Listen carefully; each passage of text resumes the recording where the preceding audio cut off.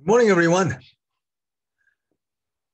Nice to see many of you back here today on the Saturday morning.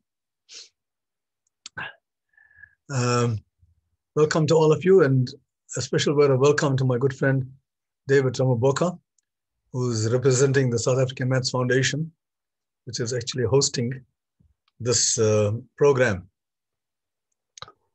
We've been running the C and COBA training program from the beginning of the year. Some of you might not know about it, but we are giving special training to those who have qualified to round 3, the last 100. And I'm very glad to see a fair number of you here this morning. Before I go on, I just want to make a remark about a book which I will be referring to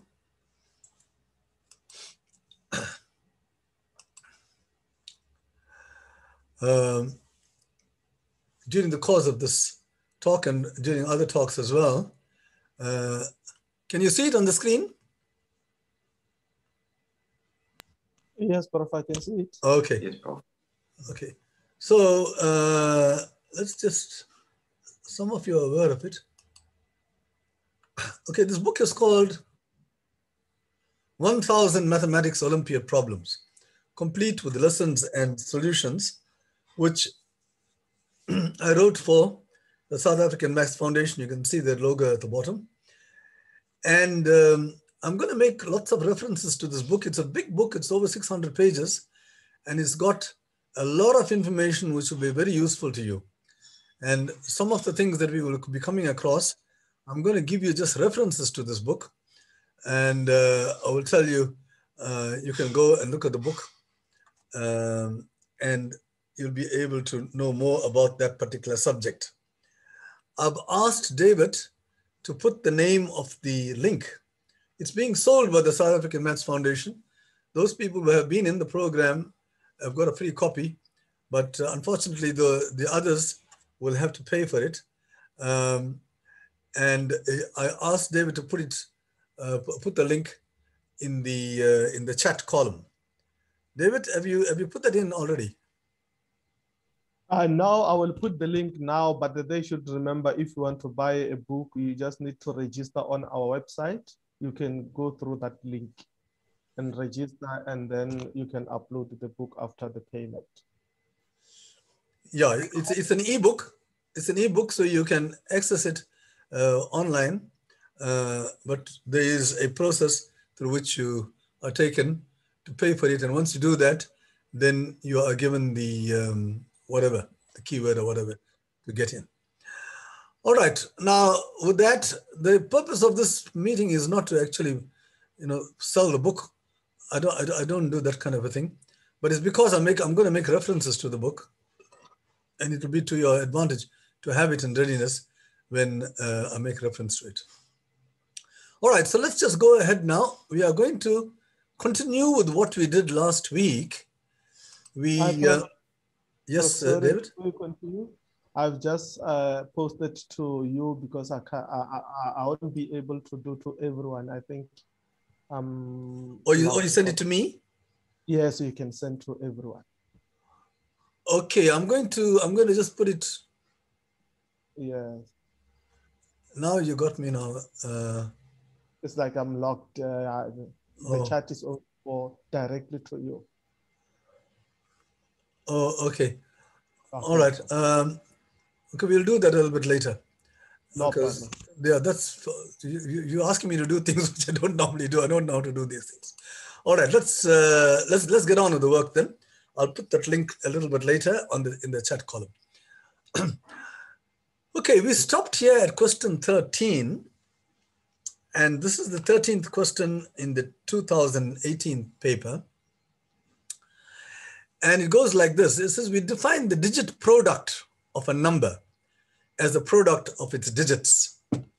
And then you got an example there. if you get the example, take 327 for example, the digit product of 327 is a product of the digit. So you got 3 times 2, which is 6 times 7 is 42. So the digit product of 327 is 42. But if you take this digit product, there's a 0 here. So this product will be 0, as you can see. Right, so they say a digit product chain is formed by successfully creating the digit product of each digit product. So in other words, if you start with 327, for example,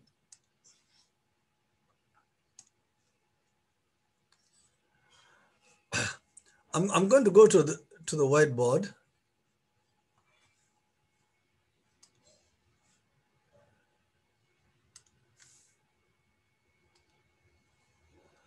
Okay, so we are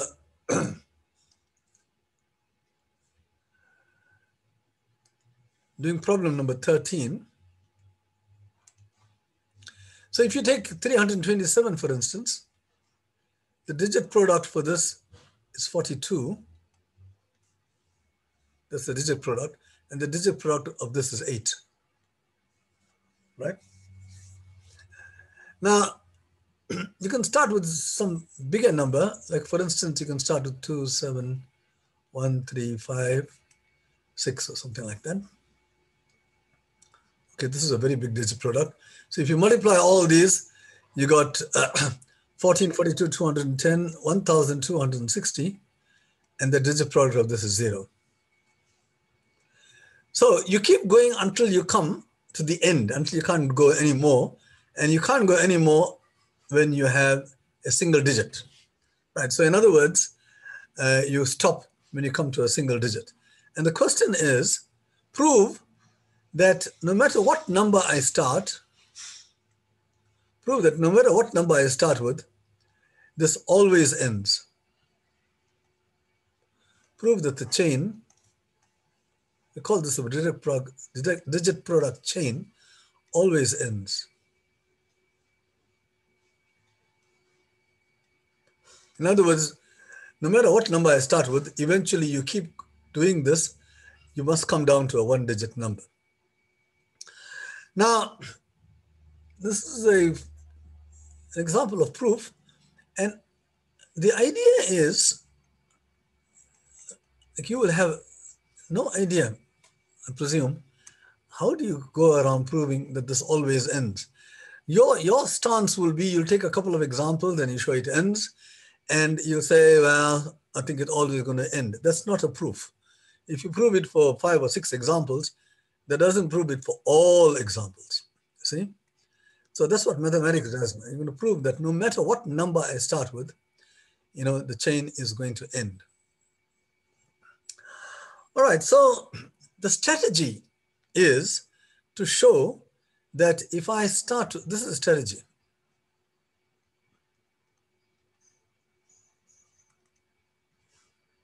Strategy is to show that the digit product, let's call it digit product of n, any number, it's any,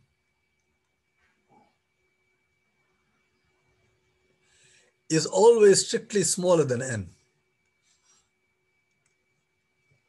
Like we saw here, if n was 327, its product is 42, which is smaller than n. Here, this is your n here in this case, and the digit product is 8, which is smaller than n. So we want to prove that no matter which number you take, the digit product is always going to be smaller than the original product, the original number. Let me take a simple case first. Let's take a simple case. When I say simple case, let's say, for instance, let n be a 3-digit number. I'm restricting the question. I'm going to prove this for 3-digit numbers. No matter what 3-digit number is, there are just a few of them, 999 of them, but we're going to prove that the digit product, actually there are 1,000 of them, that this will work the digit product of such a number is going to be smaller than the original. And then we can use that idea to prove it no matter how many digits you have. You can say n digits, n is a small letter. Okay, now if we start with a 3-digit number, so you are starting with a number like this, 100A plus 10B plus C, right? That's a 3-digit, any 3-digit number can be written like this, right? Hundredths, tens, units, and A is the 100th unit, B is the 10th unit, and C is the units unit. And we know that if you take a number like this goes into ABC. We multiply the 3 digits.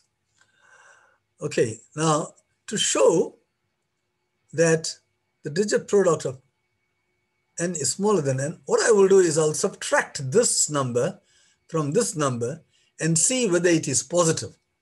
If this minus this is a positive number, then we can conclude that this is bigger than this, right? Okay, so let me take the original number, which is 100A plus 10B plus C, and I'm going to subtract the digit product. And the question is, I'm going to ask whether this difference is positive. Right, so here you can see that the A is common here between the first and the last.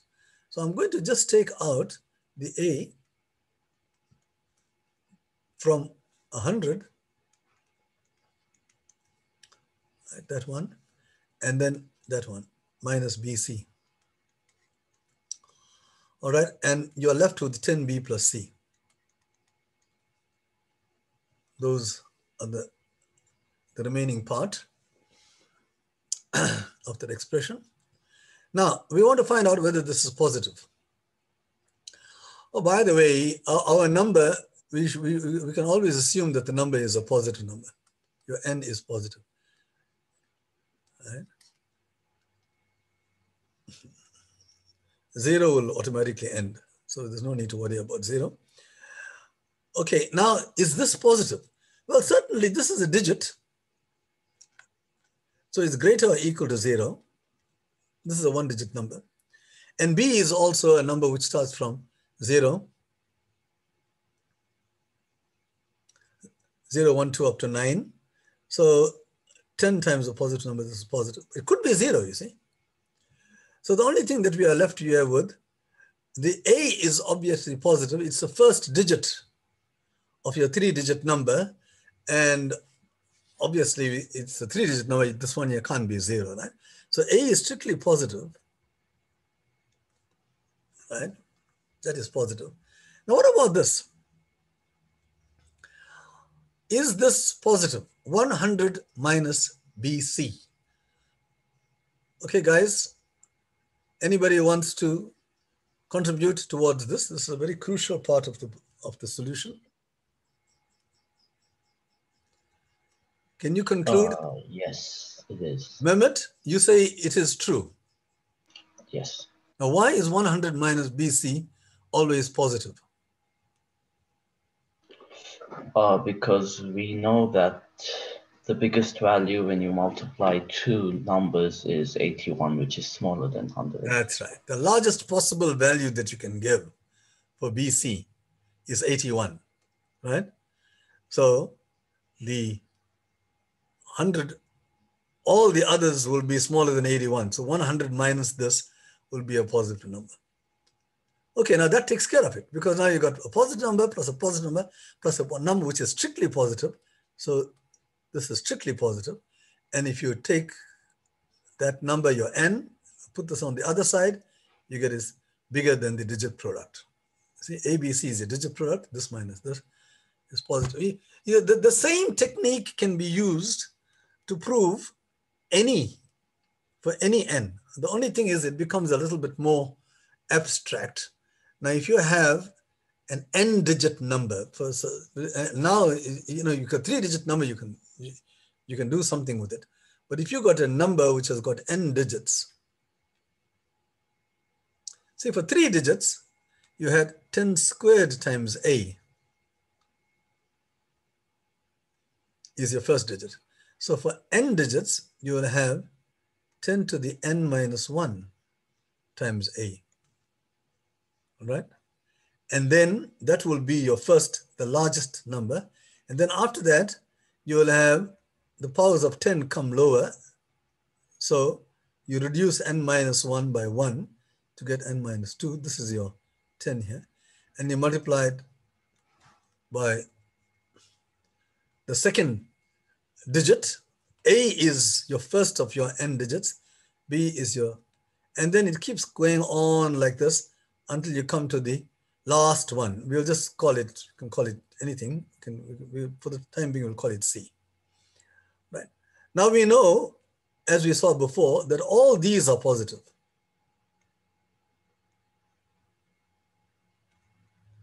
All these are greater or equal to 0. So this is your n digit number, right? And this is your n. Right. And like what we did before, we subtract from it the digit product of this. Now the digit product of this is A times B, but then you got a lot of other things here because you got a lot of digits, but the last one, we have called it C, right? So so this is what we're going to calculate. And as we did before, we can take the A out, right? And this becomes A to the A out, and like what we did here now. And then you have 10 to the n minus 1, right? When you remove your A here, and this part here, as we did in the ABC, we removed the A out from there and you're left with BC. So in this case, you're going to have minus B times dot, dot, dot, C, because there you got a product of the remaining digits. And as we saw before, the only thing we have to worry about is this part here is 0, A. That's the first digit of your n digit number. And you only bother about this. You see, it's almost the same argument. There we saw that B times C is less than 81. Now, that's 9 squared, isn't it? So there, when you had a 3-digit number, you had 9 squared. So here too, you have the B times C, all these, right, will be 9 to some power. But I'm going to go into the next page. The 10 to the n minus 1 minus B times this. This has got n minus 1 digits. The original number had n digits. The A has been taken out. So this thing here, the highest possible value it can have, this is less than or equal to 9 to the power of n minus 1. Because B is smaller than 9. Each one of them is less than 9, and the n minus 1 of them. So you can see you got 10 to the n minus 1 minus, minus 9 to the n minus 1. And that certainly is greater than 0. Because this 9 to the power of n minus 1 is definitely smaller than 10 to the n minus 1. Like how we saw that 81 is less than 100. So it's exactly the same thing.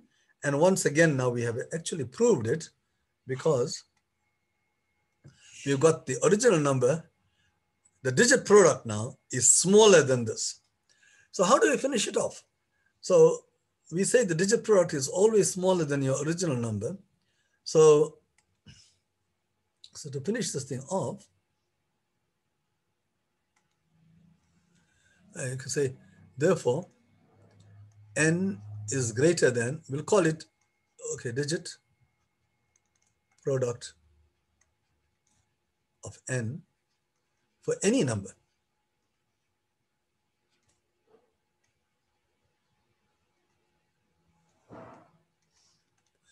So what happens is that when you start with your n, you'll get to some number which is smaller than n. Let's call it n1, right? So n is greater than n1. This is the digit product of n. And now you take the digit product of that, and we saw that no matter what number you take, this thing's going to be greater than n2. And if you keep going down like this, no matter what number you start in, if you've got a decreasing sequence of counting numbers, it must finish at 1 digit, right? We don't care how long this chain is, but it's getting smaller and smaller and smaller. There must come a time when it hits the 1 digit. Even if it comes smaller by only 1 unit, it'll take some time to get there. You know, you come to 119, goes to 118. It doesn't happen, but no matter, as long as it's getting smaller, it must finish off at a 1 digit number. So that proves this. Okay, I'm just going to, it's a question involving proof. So I know some of you are, you know, this is still the junior level. And at the junior level, proofs are usually not given, but I hope you understood that argument. Now tell me by show of hands, how many of you have understood that argument? I've got it written down on the, I've recorded it. I can send it to you so you can go over it some other time. So I'm happy to see a large number of people understood that argument. Now this is what we call a mathematical proof, you see? Because in the end, we say no matter what n is, the thing will end. That's a powerful statement to make. You are not proving by using a few examples and illustrating it, but you are proving it for all numbers, right? And that's the power of mathematics, see? So, now if you, I'll just hold on here. If you look into the chat column,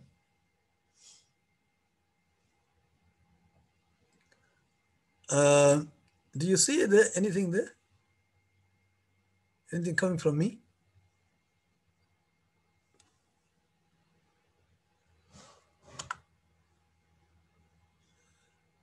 Now?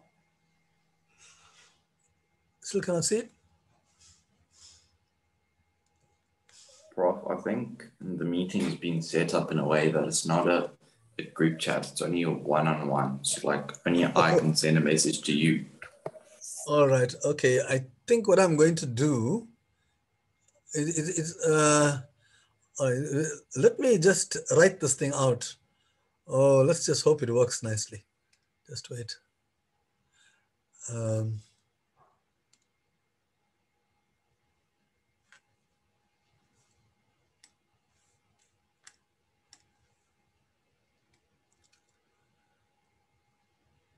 Well, can you see it now? I guess not, huh?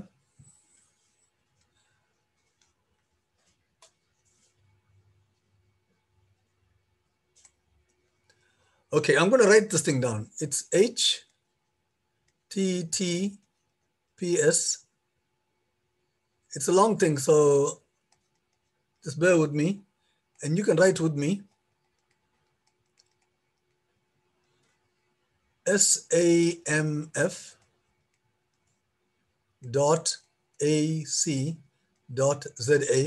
This is your Maths Foundation website. Okay, now there's a slash here, and you got EN, another slash. Oh, it's not so bad. Here it says Mathematics Olympiad Problems. Mathematics in full. But there's a hyphen, Olympiad, hyphen, problems.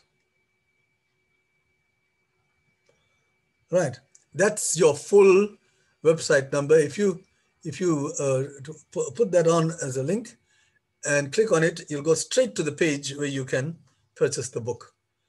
Okay, it's not so difficult. It's the only thing is that slash EN slash this. Have you all got it?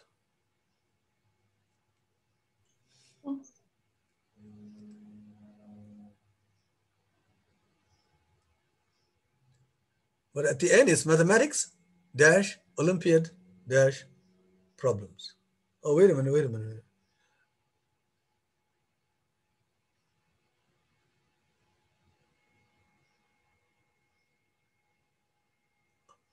Yeah, Andreas, you sent something to me, but you're missing out the dashes. Right. Make sure you put the dashes. All right, let's go on now. We're going to get on to the second problem, which is problem number 14.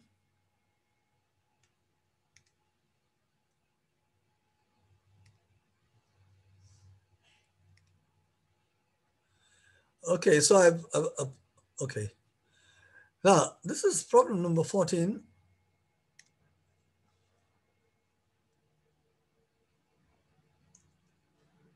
Can you see it? Problem number 14?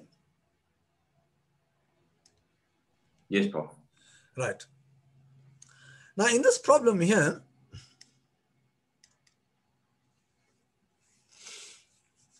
once again, I'll just explain it to you instead of going through all this. I'm going to assume that you already have gone through this thing. And what you've got here is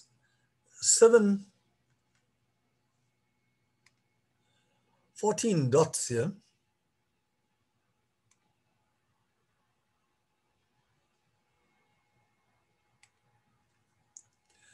You got a number of dots, 7 in one row and another 7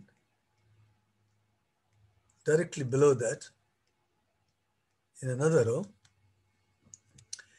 And two people are playing a game now. It's a game between two people, right? Suppose you are playing with somebody else. Now, how does the game go? What you have to do when it's your turn is to draw a single line which connects a dot. Say like that, connects two dots, right? You don't connect two dots which are adjacent to each other. So you can connect those dots if you like, but not diagonally, okay? So you're allowed to connect only two dots. Then the other player plays and he will connect any two dots. And then it's your turn now, and you do the same thing. Now, there'll come a time when you will have a situation like this maybe,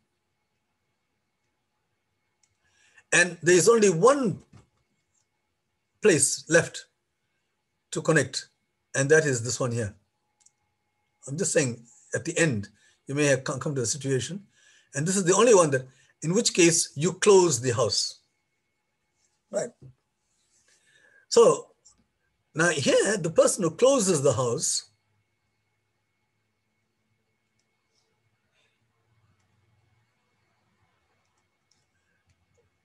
the person who closes the house loses.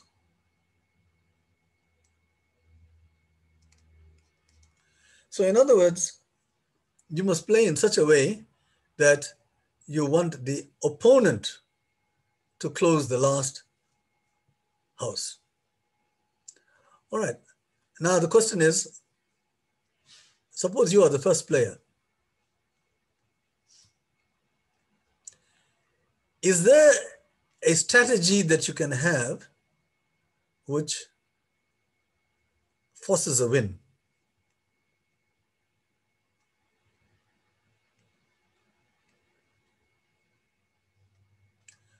In other words, you're the first player, you can draw a line here and draw a line in such a way that no matter how the game progresses, you will always win. Your opponent will be the first to close the house.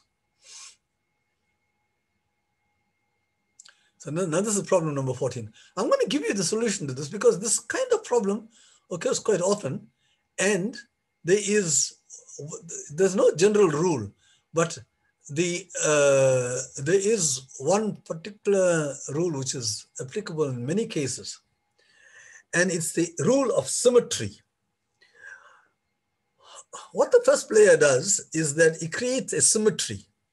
By symmetry, it means he does something which creates two identical situations, identical configurations in the game. And then now you take it and you create something, you do something, and you create two identical configurations. Now it's the opponent's turn. He does something and you do exactly the same thing on your side because it's identical. Then he will do something else and you do exactly the same thing on your side, right? And eventually, he will have to close up something because he has something and you got the last move. You see? Like in this case here, how many moves are there altogether? How many moves can you make altogether? You got 7 dots.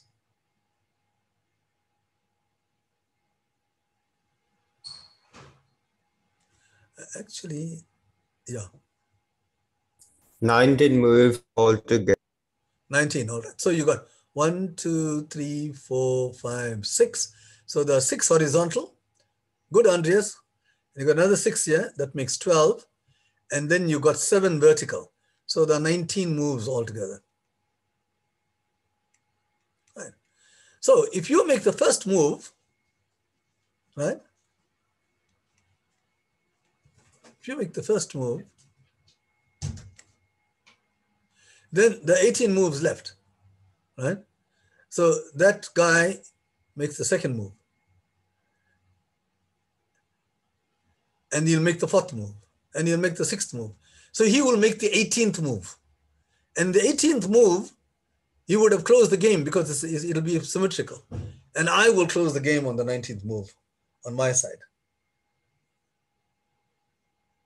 Okay, so which move will create a totally symmetrical situation in this configuration?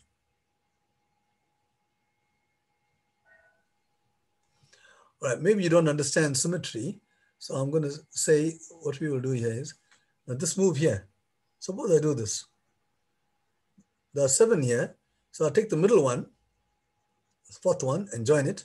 Now you can see I got exactly the same configuration on both sides, right? So this is my move. And the opponent, what he does is that he will do something, right? He plays red. And then I will say, now I do exactly the same thing, but I do it on this side. Whatever he has done, I do this. See? So he can do whatever he likes, I do exactly the same thing. Right? So in the end, he can play on either side, of course. He can play here, but then I will play on the other side. So in the end, you will have the last move. That is the point. And therefore, he would have, because it's symmetrical, he would have closed something before I would have closed it. All right, you can try it out with somebody and you will see that it works. All right, so that is a game. They often give you a game like that to ask you to describe a strategy that will make it win. Even in the 2019 paper, there is a question like that. Okay, now I want to go on to the next question. So I'm going to get out of my whiteboard into the last question.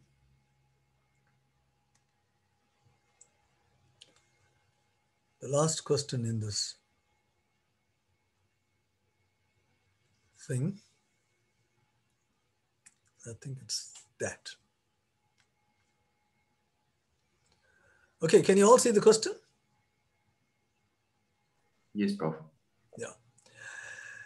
Now, this last question, it goes like this. A computer outputs the values of the expression n plus 1 times 2 to the power of n whenever you plug in n or 1 or 2 or 3 and so on. So it outputs it. Let's just look at an example. Like for instance, now, if you input 1, if 1 is the input, let me just get my black color back. If 1 is the input, then the computer takes 1, n is 1, 1 plus 1 is 2 times 2 to the 1, n is 1, that gives you 4. Right.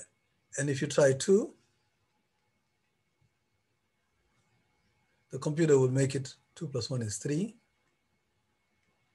3 times 2 squared, because n is equal to 2. Okay, I won't simplify it. N equals 3 gives you 3 plus 1 is 4. times 2 cubed. Like that now, 5 times 2 to the 4th, and so on. Okay. Now these numbers here, if this number here, for instance, is 12, this number is 32, this is 80.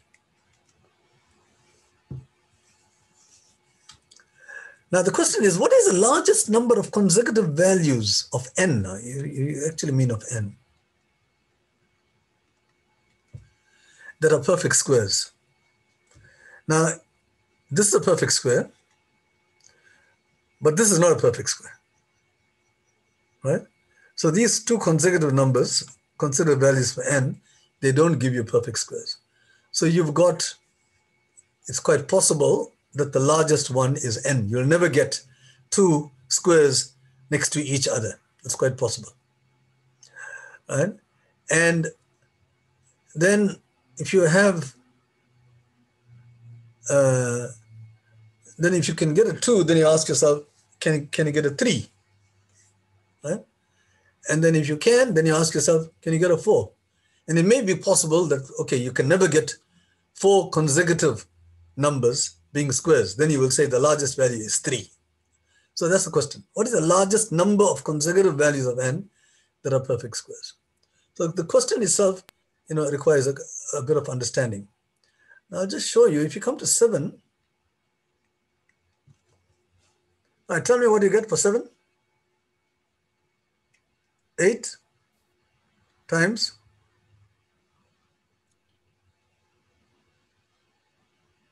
2 to the 7, right? And 8, and 8 is, put 8 inside here, you got 9 times 2 to the 8. And these are consecutive numbers.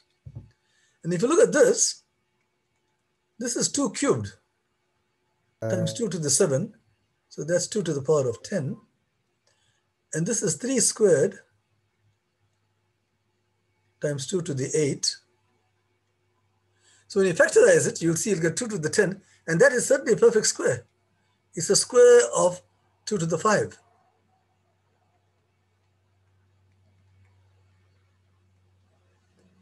You see? So when you put in 7, the output is 8 times 2 to the power of 7, which is 32 squared. And this thing here, this is also a square here, because 2 to the 8 is 16, 2 to the 4 all squared.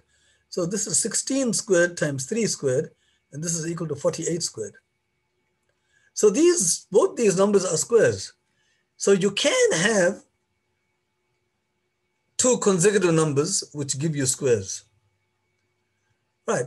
So it's possible that 2 is the largest number of consecutive values, provided there is nothing which has got,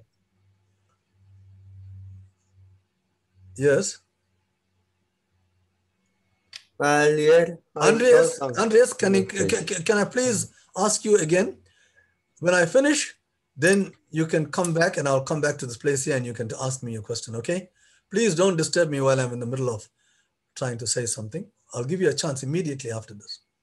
Okay, so here you've got 7 gives you 32 squared, 8 gives you 48 squared. So you've got 2 consecutive numbers which give you perfect squares.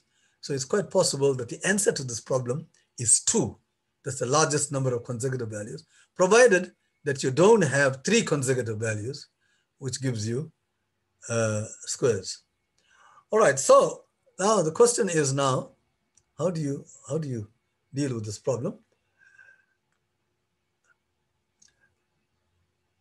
Now, I just want you to notice that when n is even, the 2 to the n is already a perfect square. Now, this is a square, this is a square, and this is a square. In all these cases, n is even, right? So if you want for n to be even, if you want this to be a perfect square, this is already a perfect square, then you'll need the other number to be a perfect square. You see, when n is even, this is not a perfect square because 3 is not a perfect square. So that rules it out. this thing here is not a perfect square. 5 is not a perfect square. But when it came to 8, it was acceptable because 9 is a perfect square. See? So when n is even, you can identify, you can make some statement as to when is this product a perfect square. And likewise, when you look at when n is odd, we'll have to find out what happens in that case. If n is odd here, you'll see that you can take out one of those 2's from here, and then you'll have 2 squared, right? That is a perfect square. But when you take it out, you have to merge it with that. And then you ask whether that quantity is a perfect square. 2 times that is a perfect square. See?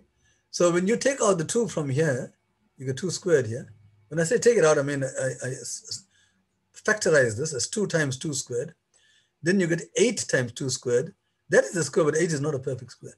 The reason why this worked was because when you take out the 2 from here, you'll have 2 to the 6th here, but 2 times 8 is 16, and 16 is a perfect square. That is why this worked. See? So these are observations we make, and now when you try to prove it, it becomes much easier to understand the proof. All right. So as we said that in this round 4, I mean this round 3, you have to prove things. So we have to take 2 cases. N odd, n even. That's the easier case. We want to know whether n plus 1 times 2 to the n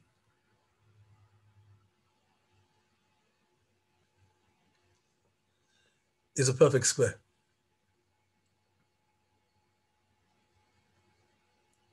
Right? So now there's an important fact in mathematics. When you have an even number, that's a statement, you can translate that into an equation, right? And when you're proving things, you will always do this. Now you'll say when n is even, you can write it as an equation, n equals 2 times something, right? So the expression n is even can be translated into an equation because then you say n is equal to 2 times this, right? So now we want to know whether this is a perfect square. So you got 2k plus 1, n is 2k. And this thing here is 2k. You can write that as 2k all squared. Now, we want to find out when is this a perfect square. I'll put PS to stand for perfect square.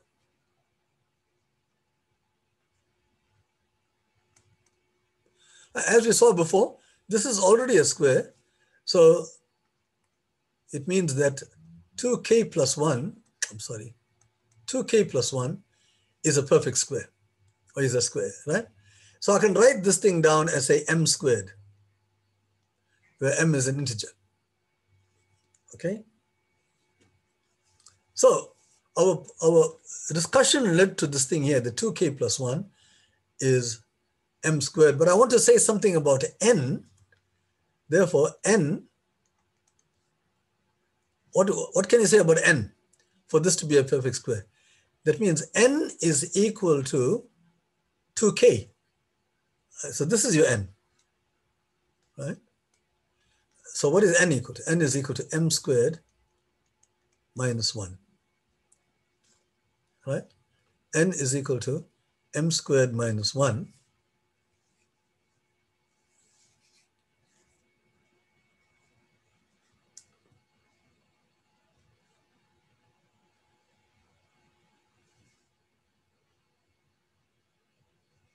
Where m is actually an odd number because m squared is 2k plus 1. So this is not any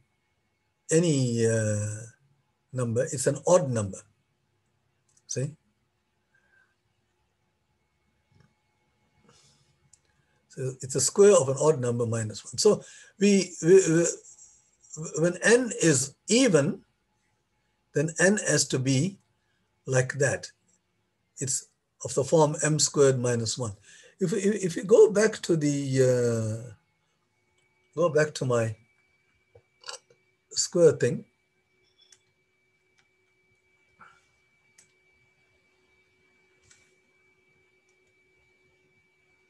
Oh, what happened to this? It's got all wiped out. Sorry.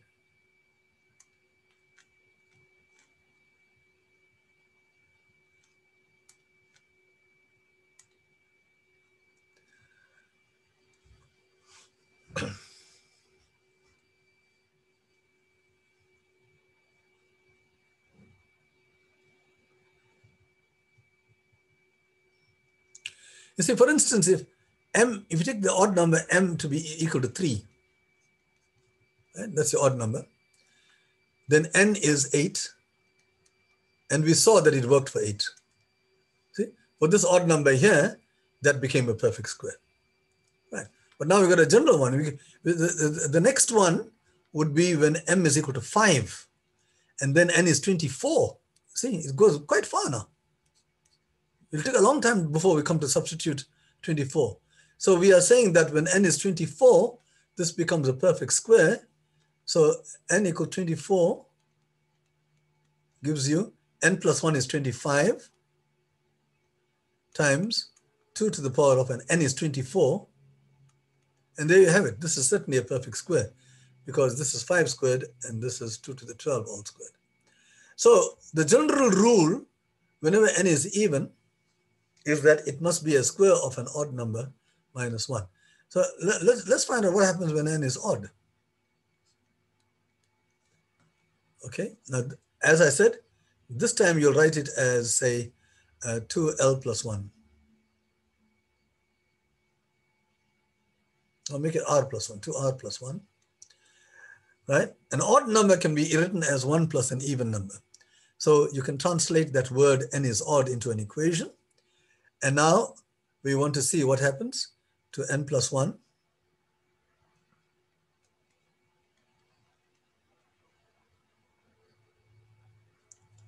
Times 2 to the power of n.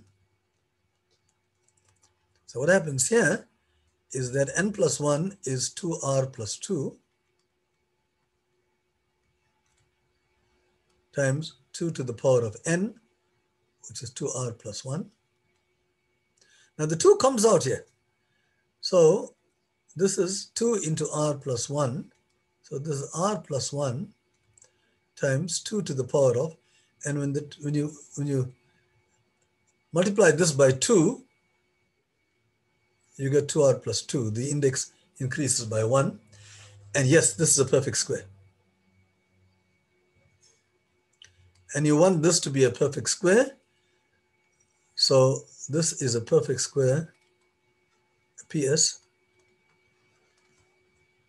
provided r plus 1 is a perfect square. You see, this is already a perfect square. Now this time you want r plus 1 to be a perfect square. You can call it, running out of letters, s squared. Right. So now to go back to your n now, you have to retrace your steps to see. So what does n become? R plus 1 is s squared. What is n? We said n is 2r plus 1. So n in that case is 2r plus 1, and r plus 1 is s squared. So it's 2s squared plus 1. So when n is odd, right, it has to be of the form twice a square number plus 1. Now we saw that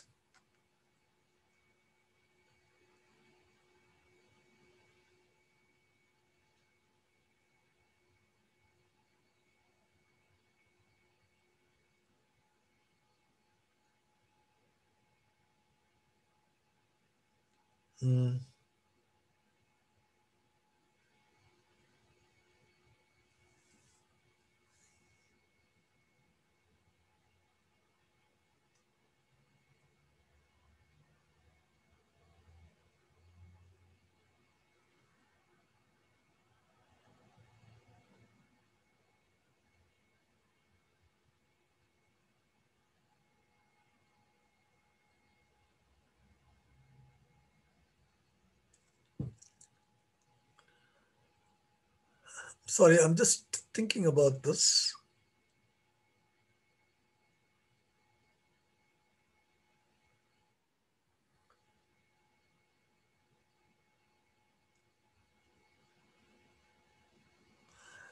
I have a problem because we saw that n equals 7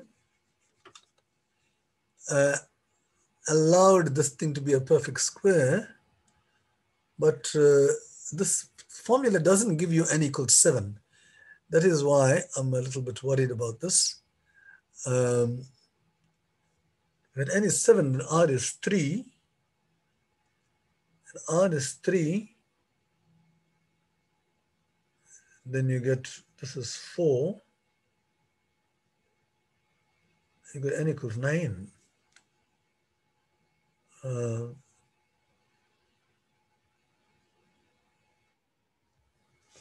Anyway, I'm not sure what's going on here.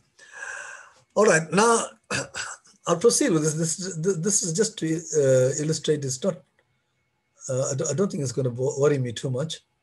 So let's get to the actual crux of the matter. So if you're, let's take the case where your n is odd. I'm going to assume now, suppose you've got 3. Suppose you've got 3 consecutive squares.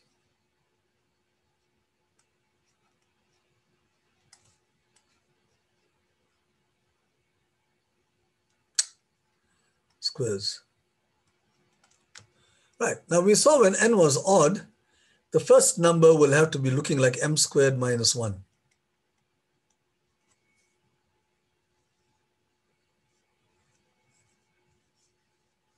Right? And then the next number we saw was 2s squared plus 1. Although I think there is some error there. And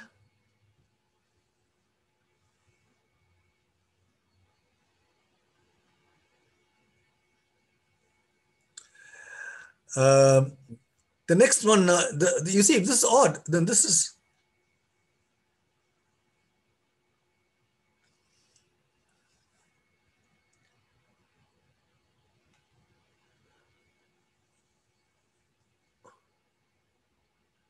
yeah. Oh, I'm sorry. Okay, we are taking the even case first. Oh, we are taking the even case. All right, so it's 2s squared plus 1. Let's just get to the next page.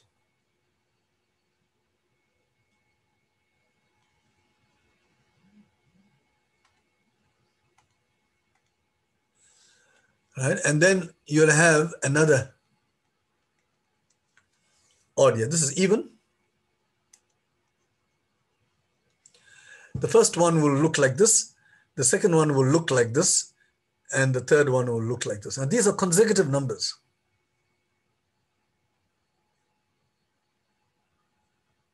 But these are consecutive odd numbers.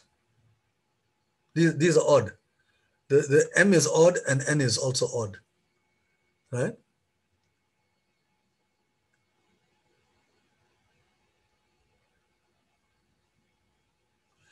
Okay, so what does this mean? It means that if they are consecutive, it means that n squared minus 1 is equal to m squared minus 1, this thing here, plus 2. Right? This is your first even number, then the odd after this. So this is 2 more than that. So you get a situation like this. This is m squared plus 1. So if you simplify this, you'll have that n squared minus m squared is equal to 1 plus 1, which is 2. Right. So in a situation like this, if you've got 3 consecutive sequences, you'll have, then you can find m and n such that m squared minus n squared, n squared minus m squared is 2. Right. Now, is it possible that the difference between 2 squares is equal to 2? When you look at the square numbers are 1, 4, 9, 16, 25, and so on. And if you take any 2 squares and you subtract them, you can never get 2. The smallest possible difference you can get is 3. If you allow 0, you can get 1, right? So this is impossible. It's not possible to find n and m that works here. So therefore, this assumption is false, namely that you can find 3 consecutive squares, right? So you can't find 3 consecutive squares for n is even. And likewise, if n is odd, you have a similar situation. This time you'll have something like 2s squared plus 1 in front, and then that's your odd, and then you'll have, this is your even square, and then you got something else here, 2t squared plus 1, right? And you'll see that, again, the same kind of an argument, this thing here, you have to add 2 to get to this, and then you come to the situation where t squared minus s squared is actually equal to 1 in this case, right? When you try it. And again, the only time you will have that is when you are right there, which means that s is 0 and n is 1, right? So shouldn't the equation for n is odd be 2s squared minus 1 and not plus 1? 2s squared minus 1, huh? Yeah, no, that'll give me my 7, huh? Yeah, now, but why do I get 2s squared plus 1? Yeah, thanks. Who said that? It was Joanna. Joanna, yeah, okay, John. No, you're quite right. I suppose we get 2s squared minus 1, but somehow my calculations led to a 2s squared plus 1. I'm not going to go and backtrack that. Maybe you can go and check to see where I went off. The 2s squared minus 1 will give me my 7. You see, 2s squared, 7 is certainly 2 times 2 squared minus 1. See? So that gives you 7. But 2s squared plus 1 doesn't give it. But as it turns out, this argument doesn't fail, because then you have minus 1 and you still have the same equation, t squared minus s squared equals 1. All right, so that takes care of the last problem in 2018. And as you can see, it was a very challenging problem. And this problem would identify the top 10.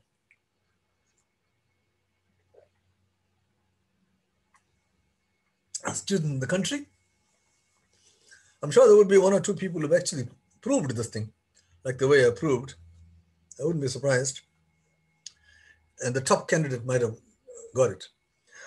Anyway, whatever it is, that is the end of that. Okay, thanks, Joanna, for finding out what my error was. And you can go and check to see. I'm going to give you the solutions. I'm going to send it to you. I didn't send it to you because I hadn't finished the last 3, so I didn't want you to get the solutions before that. Okay, now let's get on to 2019. That's the next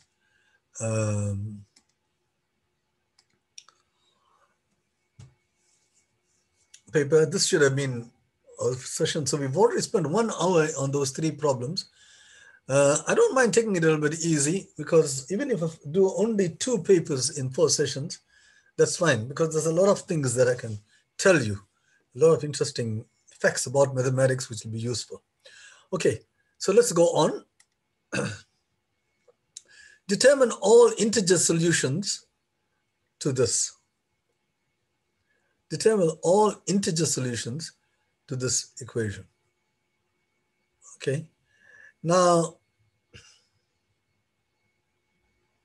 by that you mean, for which integers x will this be true? For which integers x will this be true? Well, if for x is going to be an integer, then the square is also going to be an integer. So you will have that, see, I've got a new solution. I had 2 solutions already, and now while I'm talking to you, I've got a 3rd solution, which is even easier.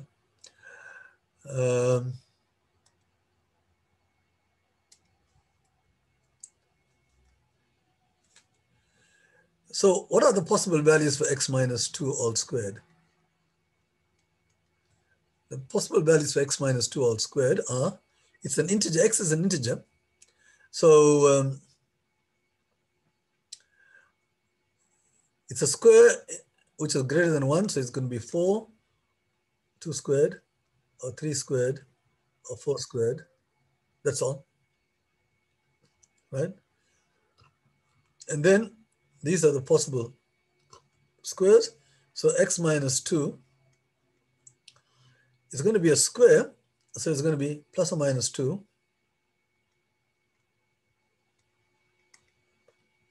Right. X minus 2 is squared is 4, so x minus 2 is either 2 or minus 2, plus or minus 3, or plus or minus 4.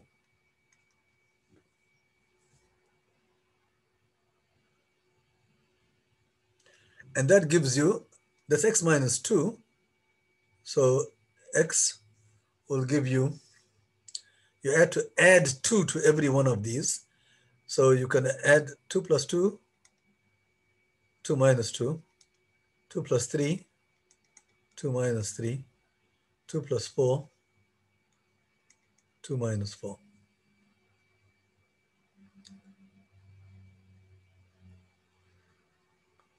So those are the only solutions. So the important thing is that you're not finding all solutions, only integer solutions, which helps you a great deal, because then you know that this is a square of an integer, and there's just the only 3 numbers which you have to take care of. And then immediately you got equations. Now, I didn't see this, and I gave you, believe it or not, I'm going to show you what I did. You'll be shocked. Look what I did here. I did something very complicated. But anyway, this was useful. I also wanted to say something about graphs. Unfortunately, I don't have the opportunity to say it now because I found such an easier solution. But maybe at the end, we'll come back to this one here, and that will give you a good lesson on graphs, you know, to tell you what graphs are all about. Okay, but for the time being, we're going to go on. I'm not going to waste any further time. Let me just see. Yeah, there were 6 solutions. You can see at the bottom. So there's nothing wrong with this proof. See, I've got even another complicated proof here. So I had all these complicated proofs. Didn't see this nice, easy solution. Okay, now the next one.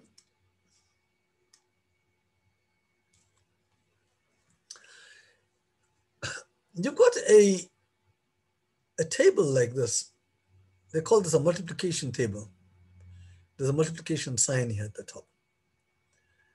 So what they do is that they put numbers in the extreme left-hand side and numbers on the top there. And then you multiply to get any number here. Take 60, for instance. This number, let me just get my pointer. If you look at 60, the number on the extreme left,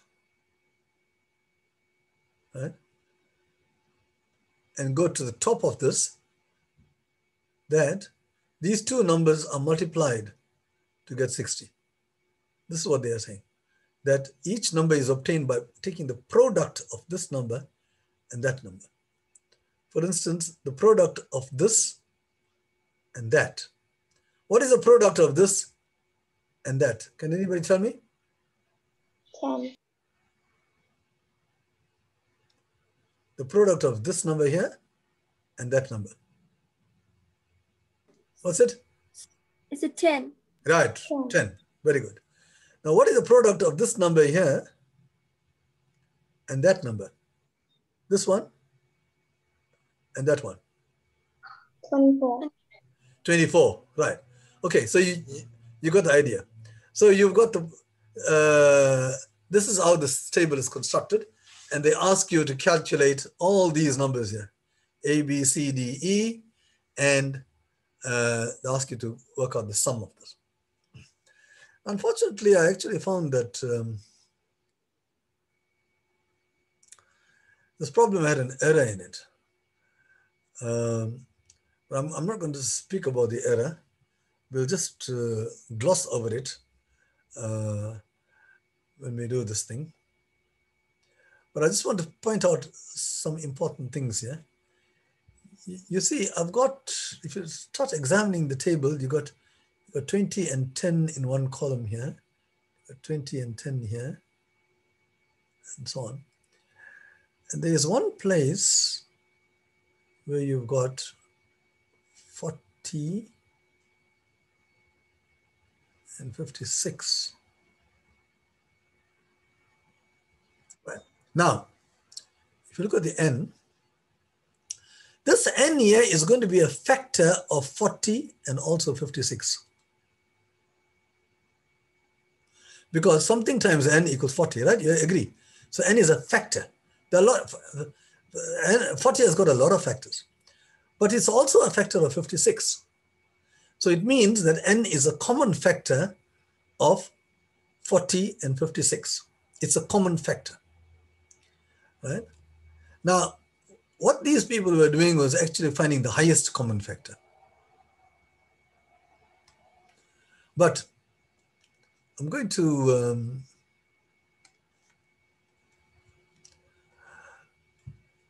in this particular case, it's possible. See, so the n is the highest common factor of n is 8.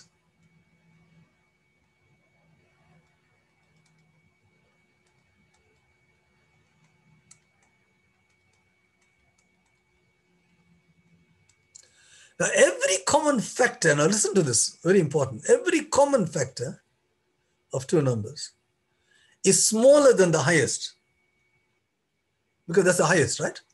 So HCF means highest common factor. So every common factor is smaller or equal to this, right? But more than that, it's a factor of 8. Now that teachers don't tell you that, right? The highest common factor, every common factor is not just smaller than 8. Every common factor is going to be a factor of 8. So it's going to be, the common factors are only 1, 2, 4, or 8, because those are the factors here. Okay.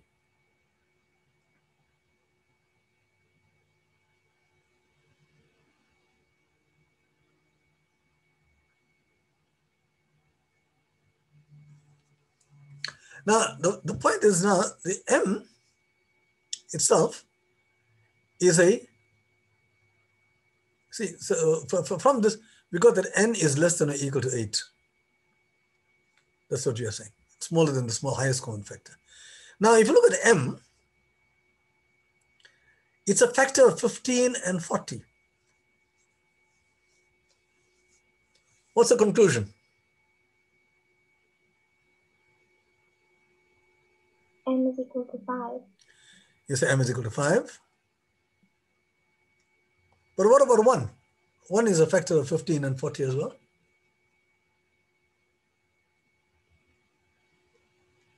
You want to say m is less than or equal to 5, isn't it? It's a factor of 5. So our first guess will be m is equal to 5, but it can be 1. Right, but now observe that m times n is 40. M times n is 40. Now, if you want n to be smaller than or equal to 8 and m less than or equal to 5, right? The only way you can get m times n is equal to 40, where if n is equal to 8 and m is equal to 5. See?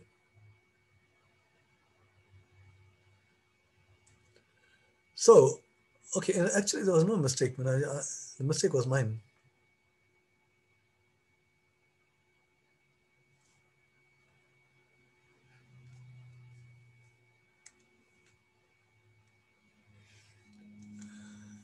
All right, so if this is 5, what will this be? 3. It will be 3. Right, okay. Is there anything else that you can get? If this is 8, so this has to be 7, huh?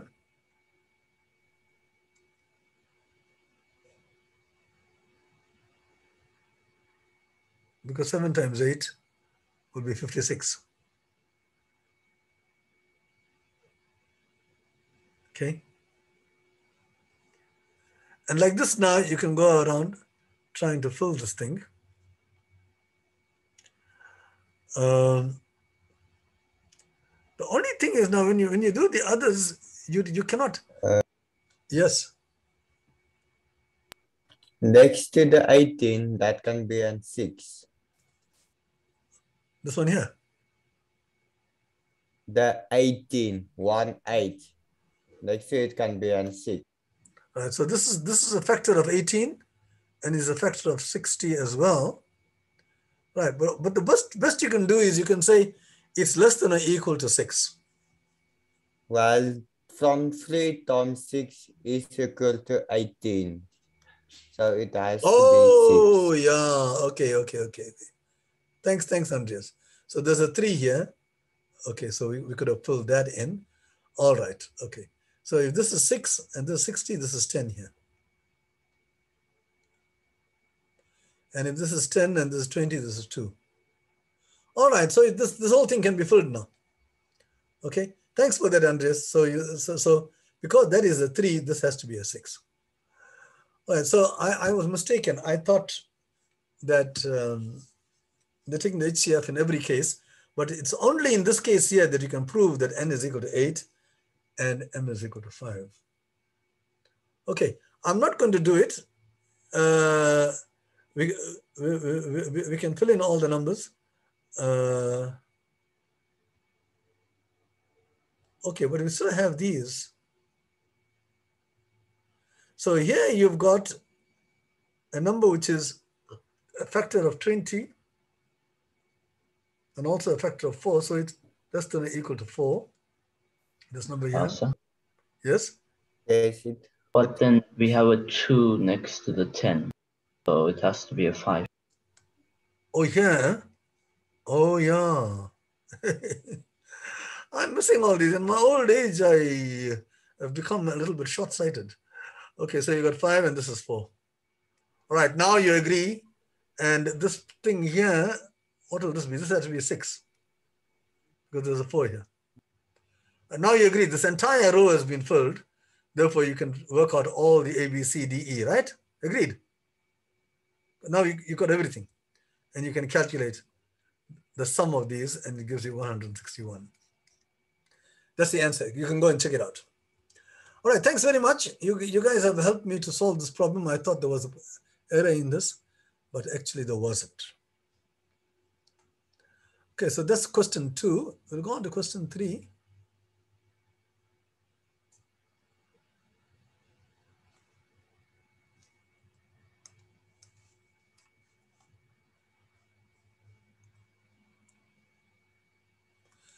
Question 3, we've got a geometry problem.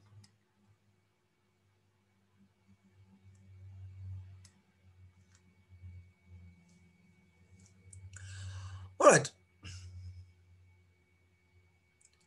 Matchsticks are arranged as shown.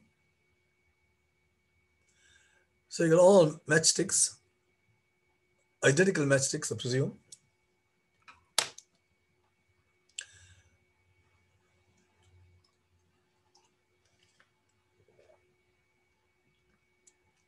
So they all got the same, all the blue lines are all equal in length. So you got a lot of nice geometry here.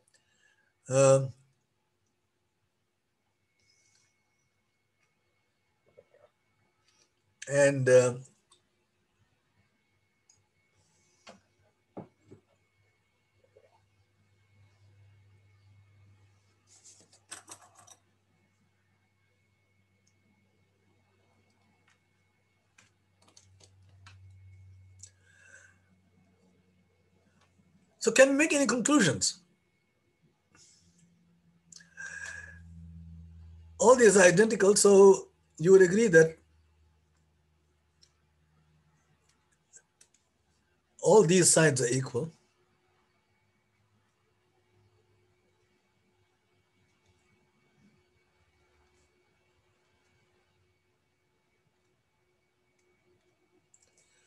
Like that.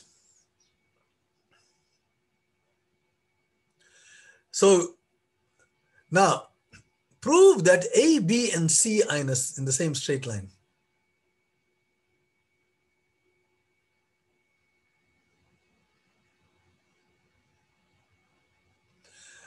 I think they should have said that this thing here is a square.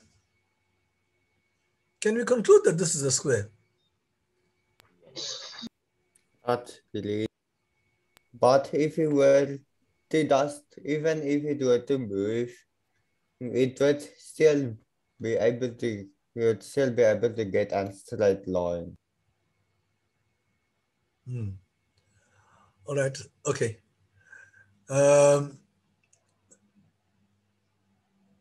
So now the problem is to show that A, B, and C, they lie in the same straight line.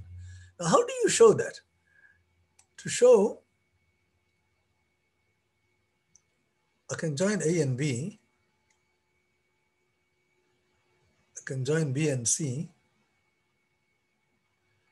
And to show that all of them lie on the same straight line, you need to show that the angle at B, and this is very important, the angle at B, this whole angle here is 180 degrees.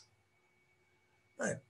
So, which is the same as saying that we need to show that these angles add up to, these three angles add up to 180 degrees. Now we already know one of the angles. Which one do we know? The 60-degree angles. Right, Mohammed, that's correct. So this is because it's an equilateral triangle here. And then we can calculate one of the other angles at B through like an isosceles triangle, where the angle which is that's one of it is 30 degrees, like right, or like that. Yeah, but Andreas, when I said to be a square, yeah, that is why I'm asking. Do we know that this is a square? Yes, Tell me why. because all the sides are equal. But that could be a rhombus. wouldn't be and square. It could also be a rhombus, and but then if the like one of the sides were to lay on B, which is connecting triangle C to square A, then it would be a straight line. No, you can't argue that way. You have to use the given information to prove that this is 90 degree, that this is a square. I think they should have said this is a square. I can't see why it is a square directly. We can make all these 60 here. So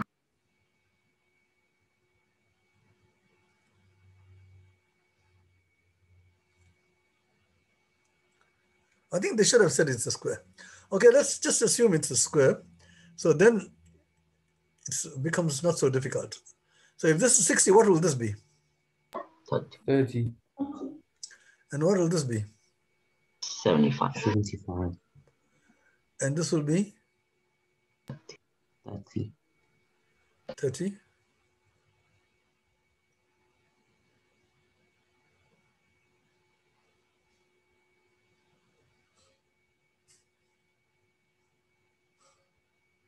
Well, then I can see an equal. If it were to be straight line, there would be an equilateral triangle. You can't assume it's a straight line. You want to prove it's a straight line. So you need to show that these three angles add up to 180. Can you calculate this angle here? We can. Yes.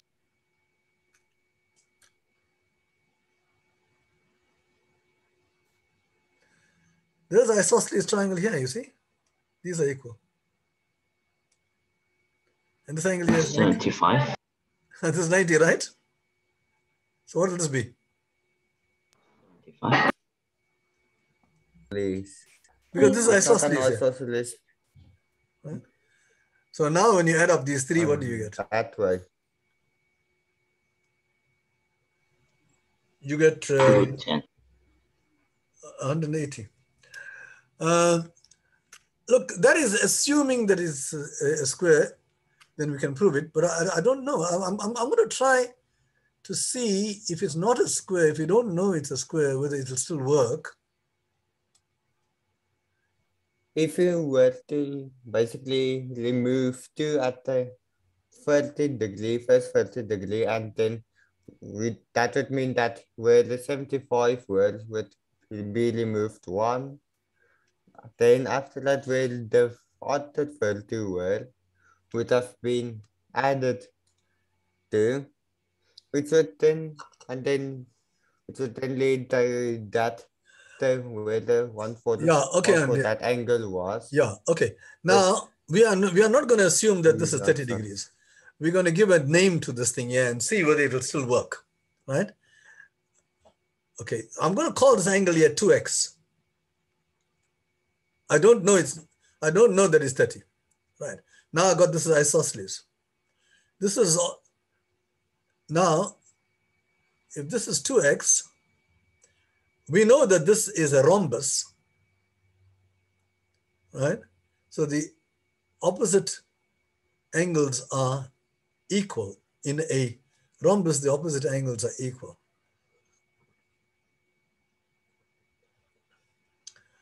Okay, now we can calculate this angle here in terms of x because it becomes 90 minus x.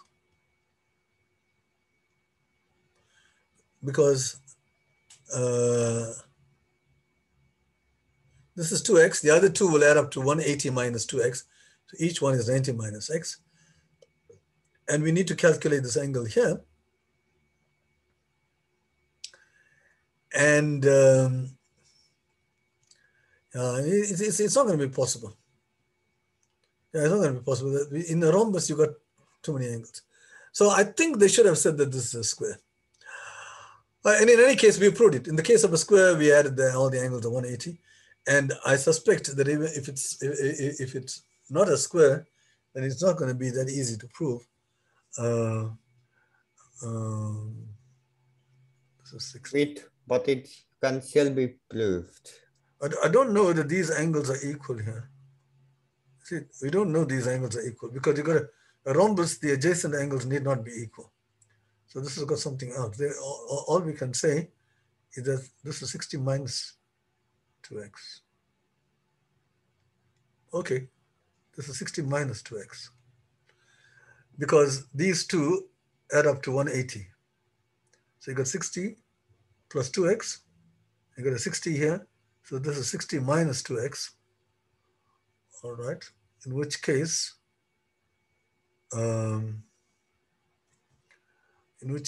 this angle here is 180 minus 2x, 120. This 60 minus 2x, so this whole angle here is 120 minus 2x. And this is an isosceles triangle. So all the angles will add up to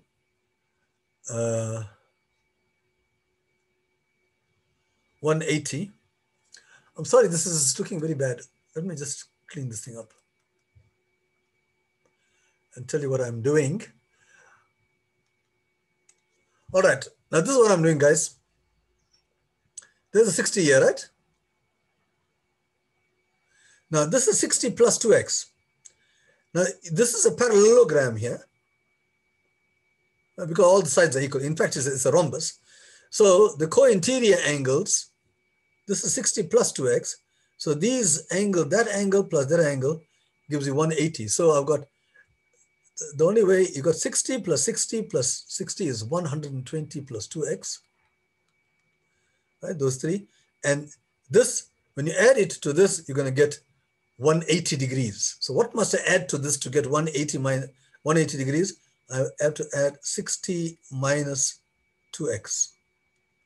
So this angle here is 60 minus 2x, right? Now this angle here is 60. We already know that, okay? So this angle is 60 minus 2x. So those two angles together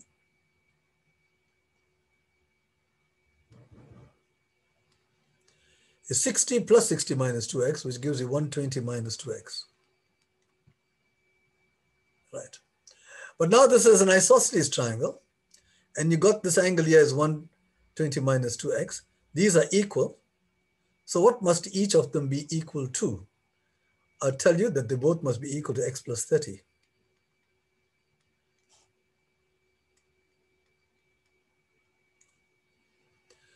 then only would you have x plus 30 plus x plus 30 gives you 2x plus 60, and 2x plus 60, when you add it to this, you'll get 180. So the angles here are 90 minus x plus 60 plus x plus 30. And lo and behold, minus x plus x cancels. 90 plus 60 plus 30 is 180. So even if you don't know it is a square, you can prove that this is a straight line. And I think this is what they expect you to prove. This, if you assume it is a square, they'll give you half the total marks. But it's only question 3. It's unfair to give this rather difficult question so early.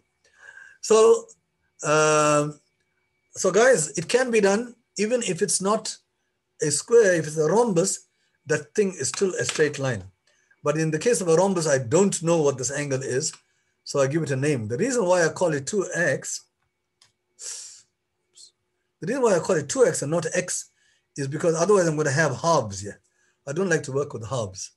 If you put 2x, then you got 180 minus 2x, and that, when you halve it, you get a nice number, 90 minus x. Otherwise, I'm going to have x over 2 and so on. So it's better to call this thing 2x.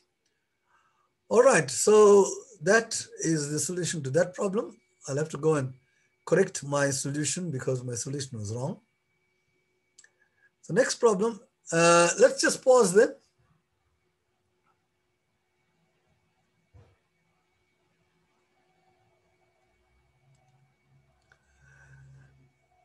Do you think you'll be able to do it in the general case? Put your hands up if you think, if it was not a square. If it is a square, it's not very difficult to prove it, as we saw. In fact, if it is a square, then it's a round 2 problem, right? But the fact that they don't tell you, they just tell you all the sides are equal. They don't tell you, there's no way in which you can actually prove that thing is 90 degrees. I don't think so, unless you guys can try it and see whether you can prove it's a square, but I couldn't. But I proved nonetheless that even if it's not a square, and if you call that other angle something else, give it a general name, these x's will cancel, and at the end you get 180. Tell me now whether you'll be able to do this on your own. Put your hands up. If you were to try it out on your own and do it, give a full proof. All right, there are some people who feel quite confident that they'll be able to repeat that proof. Okay, excellent. Let's go on to the next problem.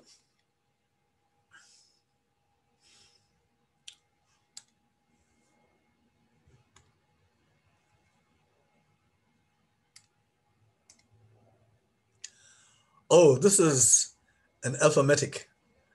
We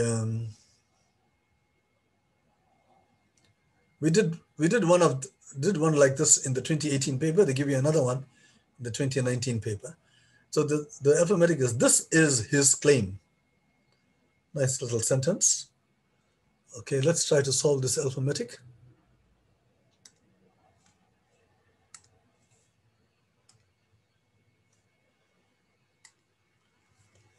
So we want to solve the alphametric. This is his claim. So you got M and the I and the A under the 2 H's, the L and the C. Okay. Now, like the last time, we can conclude that this is 10. I'm not going to dwell on that. C and the L are 1 and 0. So we got this. And the C and L don't repeat, they're nowhere else. So that makes things a little bit more difficult.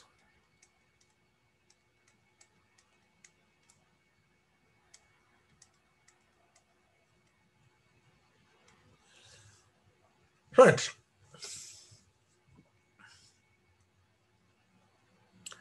Now, you got 4 I's here and you got 3 S's. But this 4i's is a place where to start. When you're adding this number to this number to this number, the ending is the same number. So what are the possibilities for I? So it could be 0 or 5. You think I could be 0? Or 5. All right, the 0 is taken out, right? Could be 5, 5, 5, 5. But then we don't know, we might be carrying over. You see, you got 3 S's here. You might have to carry 1. Like for instance, if I had 3 6's here, then I'll have to carry 1 and add it to this. So if we don't have 3 i's, the sum of the 3 i's ends in i's, we actually got, it's 3i ends in I, or 3i plus 1 ends in I, or 3i plus 2. You can have a carryover of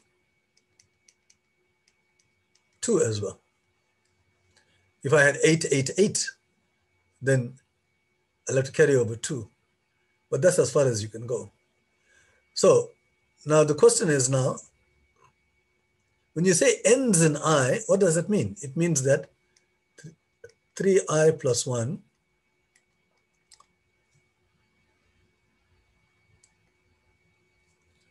3i plus 1 is a 2-digit number.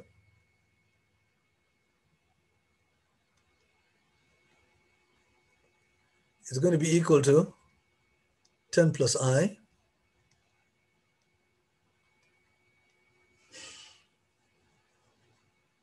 ends in I, right? Or it could be 20 plus I. Or it may be a number which is bigger than 2. But now when you try to solve for that, you will see that if 3i plus 1 is equal to 10,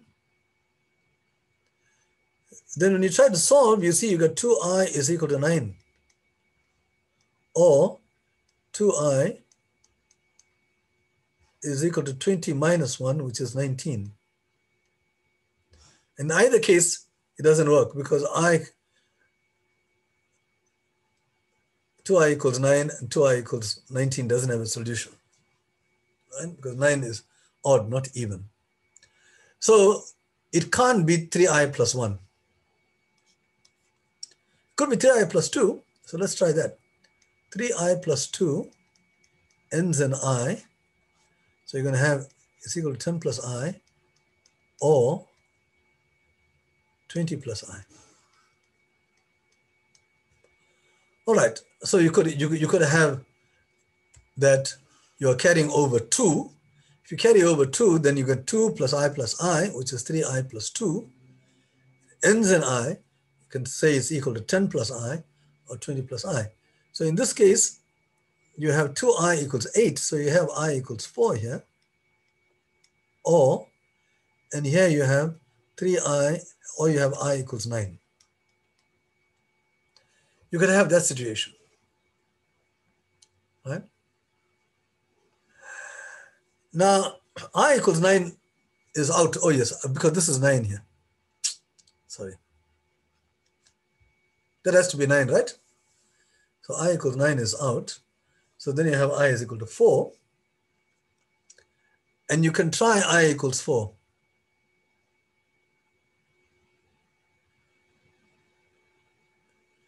And look for S's and 7. And I did it. And I found that you can't find solutions. I'm not going to do it, but you can check it out. Check.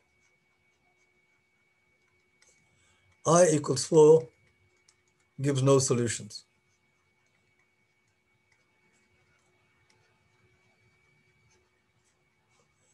See, if you put I equals 4, let me just do that.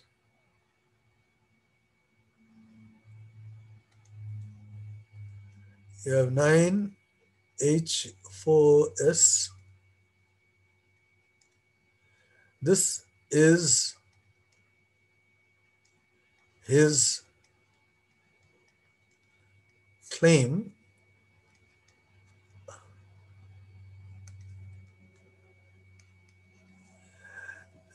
Now remember, in this case here, I equals 4, right? So what are you going to put here? You're going to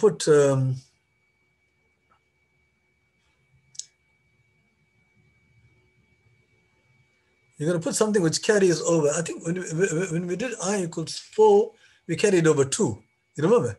Carried over 1 didn't work. So we carried over 2, in which case when you carry over 2, you're going to have 3/7.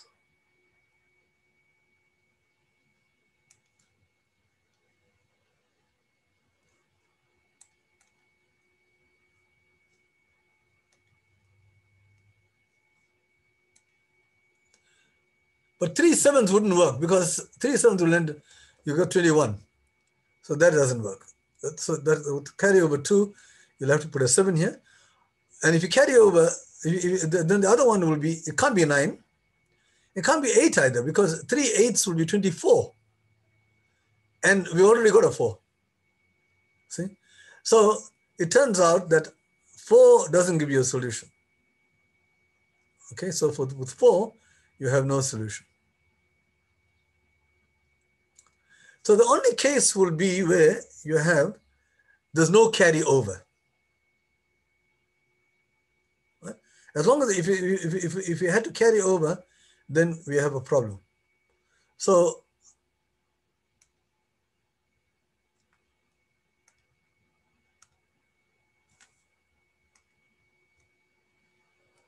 okay, so there's no carryover. So we have this is his claim.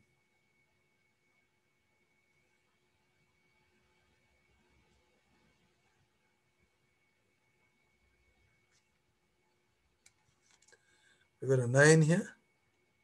H. Oh, there was, yeah, we had S's. Okay, we can still put H, I. We still don't know what I is. This is his claim.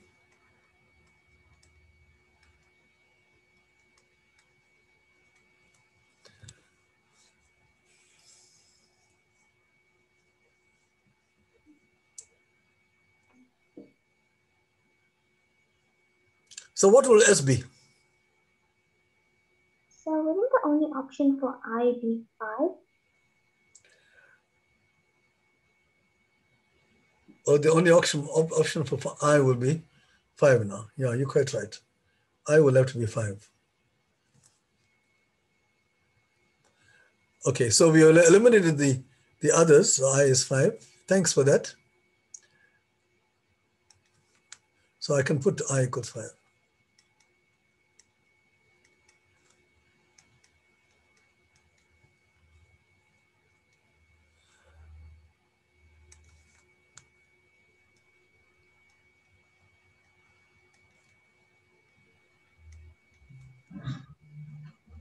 Right, so what will S be? 2. Why 2? Because it has to end in a single digit. It could be 1, 2, or 3. We can't put 1. You can't and put 1. Put 3. Why can't you put 3? Because it'll end in 9. Yeah, then it's 9. So this is the only possible thing here is 2. Right, that's quite correct. And I'll leave the rest to you, okay? Okay, I won't take the fun out of your ending of this thing here. So you got 2's here, and we're almost there, and we can go on with the next problem.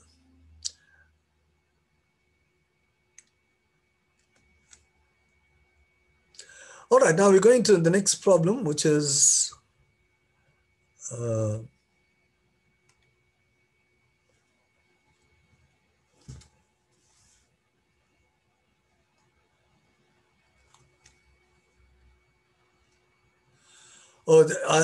so here's the answer. You can check the answer. It's 10,756. Okay, but do it. It's very easy after that. You just try certain numbers and eliminate them, because if they are repeated, you don't use them.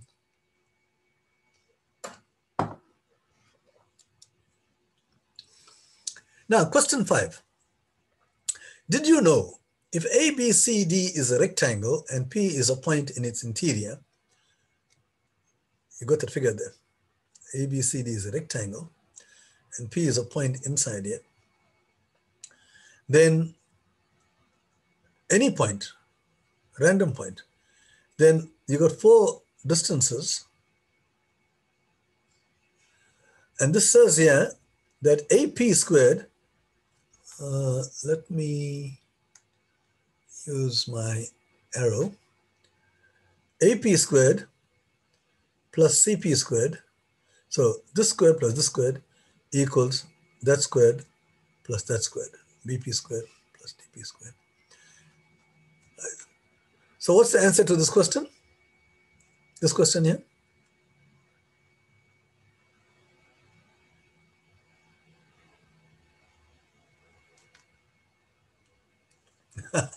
Only you know. It's either yes or no. Did you know? And your answer would be yes or no. So I don't know what the answer is. It depends on whether you knew it or not, and the answer is yes. I remember reading something. This guy was going to come to a quiz competition, and he was at the highest level, and he was going to win a large sum of money, 100,000 rand or whatever. And the quizmaster asked, "Do you know the height of the highest building in Russia to the nearest centimeter?" This guy thought and thought and thought, and he said, "No." And this guy said, "Exactly, you have won because you didn't know and you answered correctly." So you must be very careful when you say, "Did you know?" Now, I want to prove this thing here. Let's see why this is so. And you can actually prove it. It's in my book somewhere. It's one of the things that I prove in my book. If you go through the 1,000 problems, you will see that one of the problems is this particular problem. But we'll try to do it together. Let's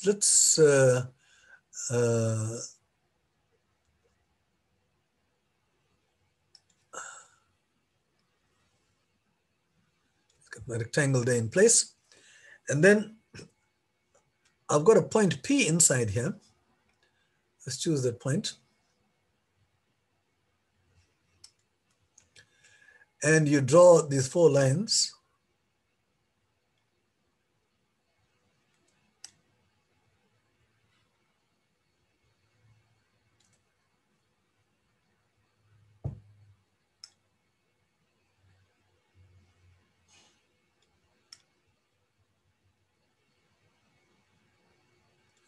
I want to prove that this squared plus this squared equals that squared plus that squared.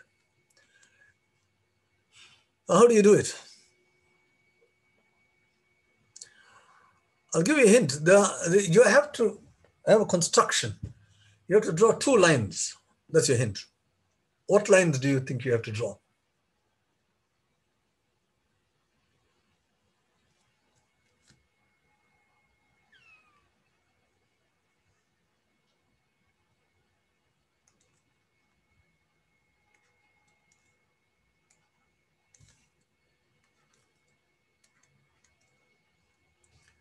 See, I got PA squared.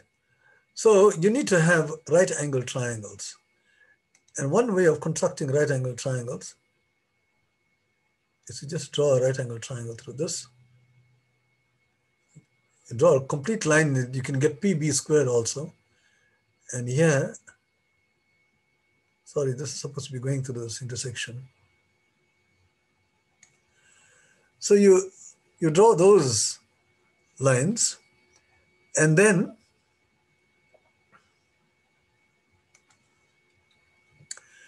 PA squared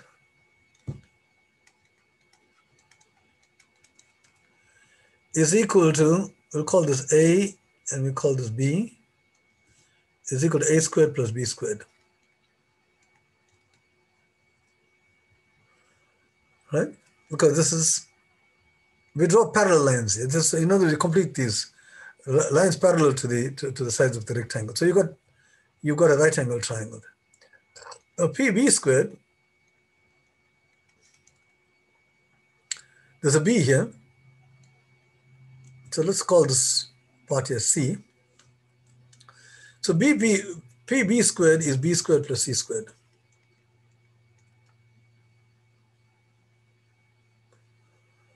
All right, then now we go to PC squared. PC squared, well, this is C.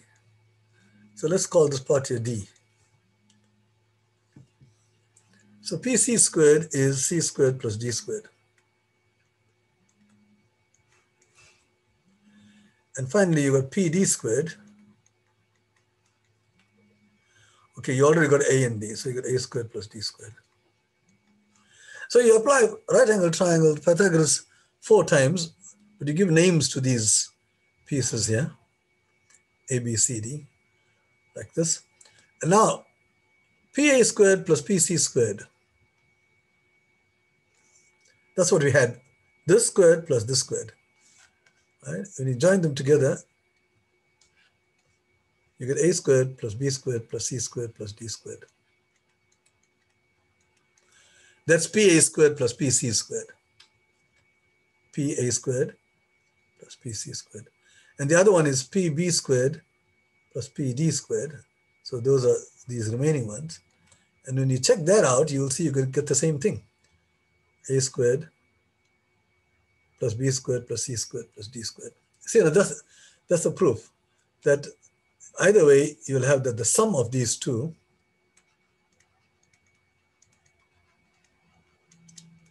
is equal to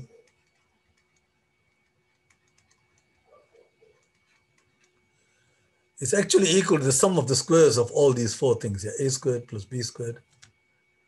There's a B here. So it's A squared plus B squared plus C squared plus D squared. Okay, so that's the proof that, so now you know, right? Yeah, the answer should be yes to the first question. We now know that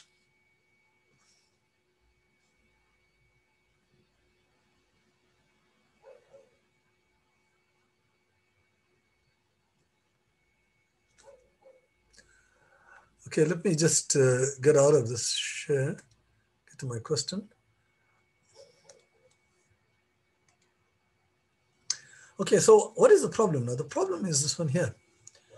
They say, you got another rectangle, and you got a point inside here, and you got these 4 lines as we saw before. 2 of them are given, 7, 8, but these 2 are not given. And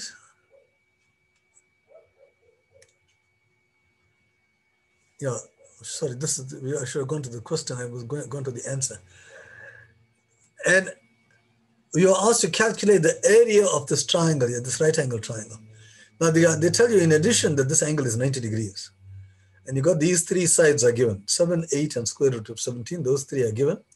And you got a right angle triangle here, and they ask you to calculate the area of this. All right, so let me go to my whiteboard again.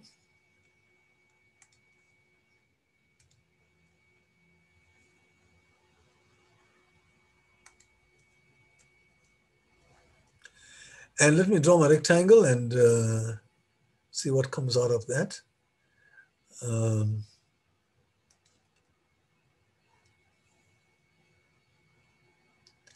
But there's a right angle triangle here somewhere.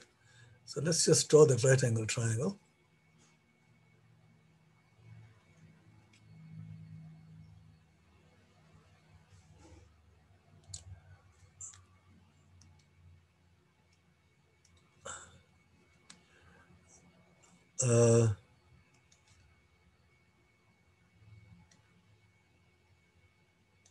What happened here?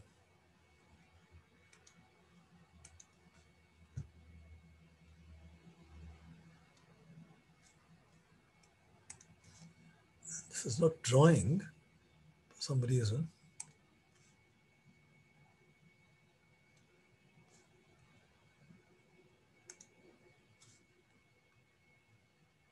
Oh, there we go.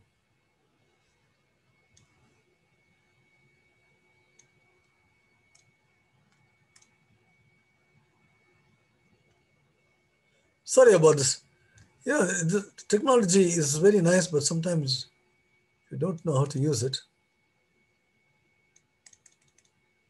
Oh God. Sorry, just bear with me while I get this act in order. Sir? Yes, you can help me? There's an app called GeoGebra. It's way easier. Yeah, but I don't have that, and I'm not used to that. I use Sketchpad. But What? I know you mentioned that in the What chat if column. you use the inbuilt Paint Ops app application? All right, so now this is where we are. I've drawn what I wanted to draw, and this is not a straight line.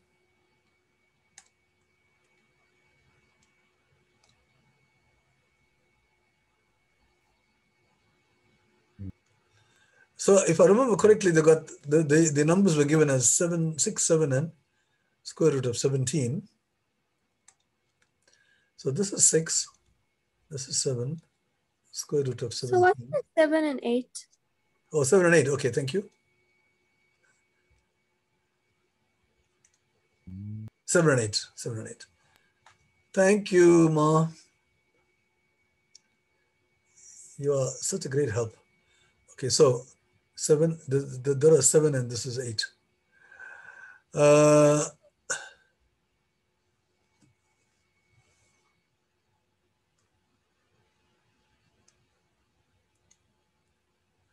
Now I've lost the other thing. My God.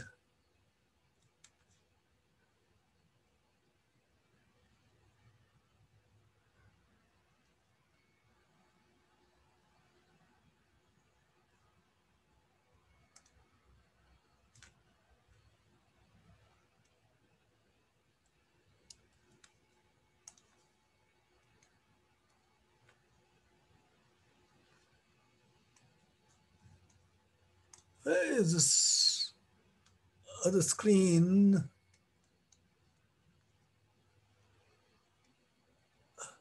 Let me just stop share. Sorry about this.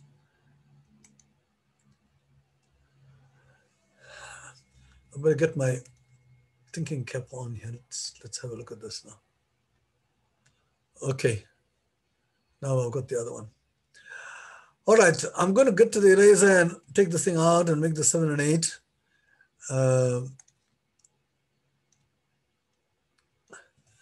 Oh, that is why I don't like to use the whiteboard. It takes such a long time.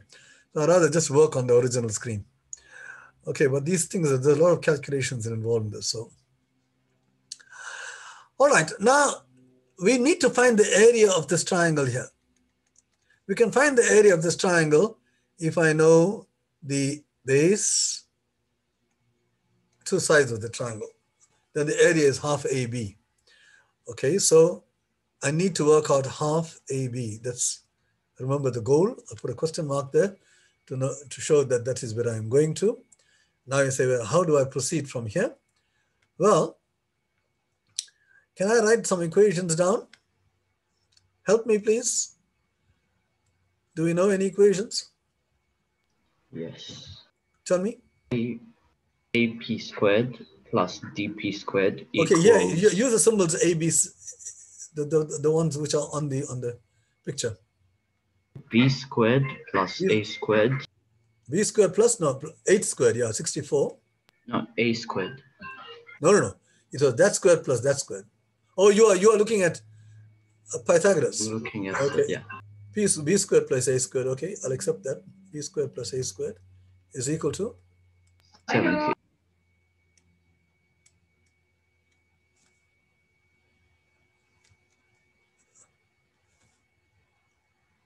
Somebody wanted to say something? All right, B squared plus A squared is equal to 17. And any other equation?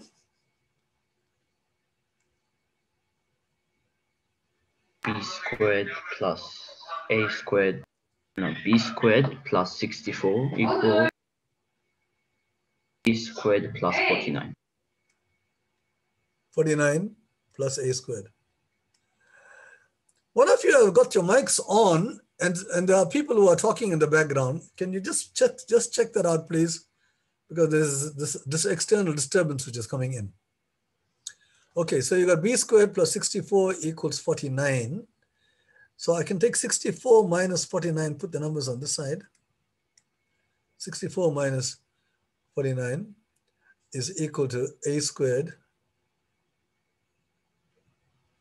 minus b squared. So a squared minus b squared is 64 minus 49, which is 15. So there it is. You got two equations and two unknowns, and you can solve for them. Right? If you add, the b squared cancel off, and you get b squared 2a squared equals 32. A squared is 16, a is 4. And if you put a is equal to 4 here, you got 4 squared is 16, b squared is equal to 1, and b is equal to 1. So this is 4, and this is 1. And you got the area. Area is half base times height, which is 2. So you can use that information that we just proved, and then you can also use Pythagoras, get two equations, solve for a and b, and that will allow you to work out the area. So the goal is to find a and b, which are the two sides of this right angle triangle. Okay, so let me see now, which number are we in? And we don't have much time. It's almost 12. I don't want to abuse this privilege that you gave me the last time. So let's just get back to my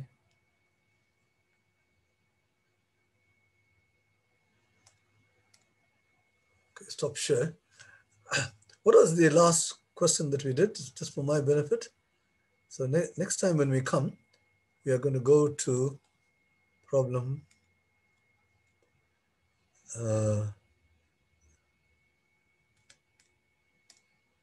6. So we've just done 5 problems today. We did 8 problems today, so it was rather slow goings. And next week, we're going to do 10 problems. Hopefully we can finish that. But if we don't, we'll just slip into the 4th lecture. So, all right, but just one thing before I close up. I want to just say a couple of things about the last talk that we had, you know, when we did 2018.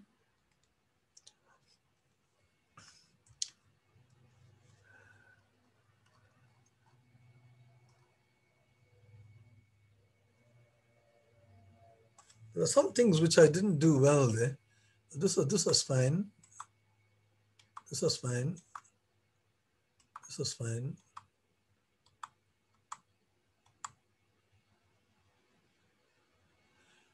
Yeah, this wasn't too bad.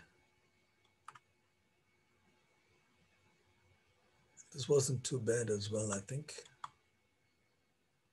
Yeah, this rain gauge, you know, I rushed through this one. All right. I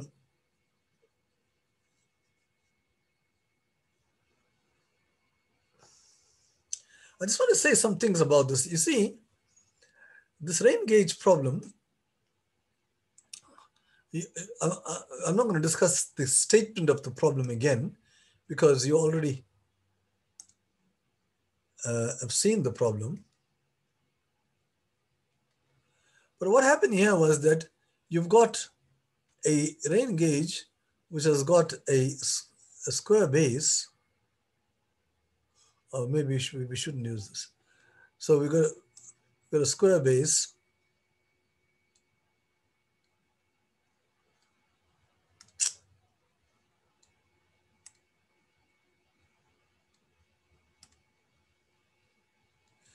And then it comes down like this.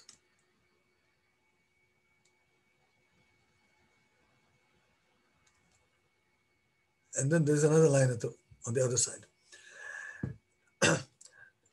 And at the same time, you have a prism, which has got a similar kind of a thing.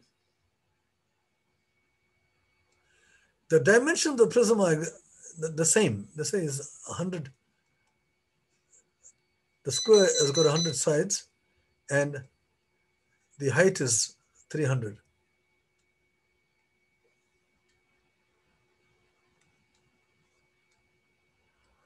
Okay, this is not very accurate, but it's something like that. Right, okay. Now, what I wanted to say was that the volume of this is, you've got 100 here, and the height is 300.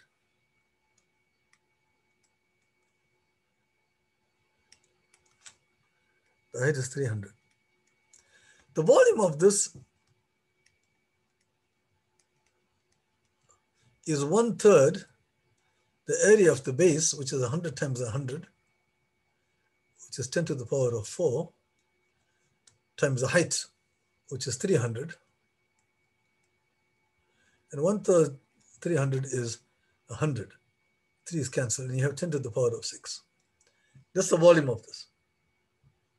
And therefore, the volume of this must be 3 times that, because area of base times height, and the area of the base times height is the volume of this entire thing. So this volume here is 1/3 the volume of this.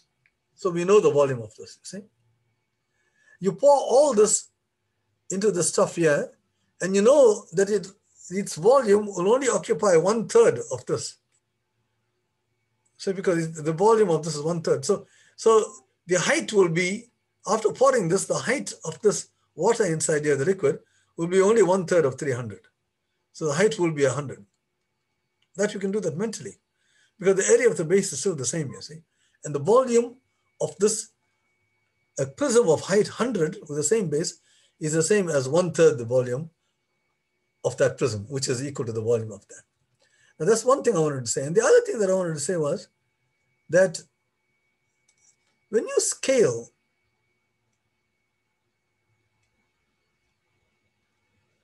the second part of the problem had something like this. You got a kind of half a pyramid. What has happened here is that the sides of the square became half that side, see? And the height is half that height. Now you scale this whole thing down by a half. Now when you scale a volume by half, the entire volume is scaled by half cubed, 1/8. And to see why, you see this part here becomes half the side. So when you're squaring it, it's half a side times half the other side, which is a quarter of that area, half times half. So this area here is a quarter that because each one is half and the height is half. So it will be 1/8. So the volume of this will be 1/8 the original volume. So therefore, when you pour this stuff here into this without making any further calculations, this height here will be 1/8 the height of this, see? And that gives you 12.5 straight away. So you can actually solve this problem mentally.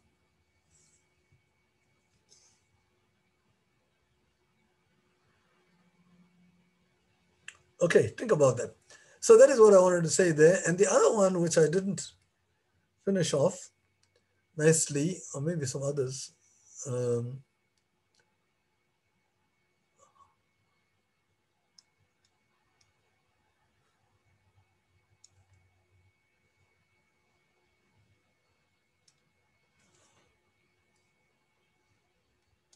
if you go back to the paper, and we went further down. Yeah, this one here. I was very sloppy in this. But the way to do this is, I told you after 6 moves, you come back to this. Now watch what the 6 moves are. You can actually imagine it. I'll flip this thing 1 to the right and follow the red square.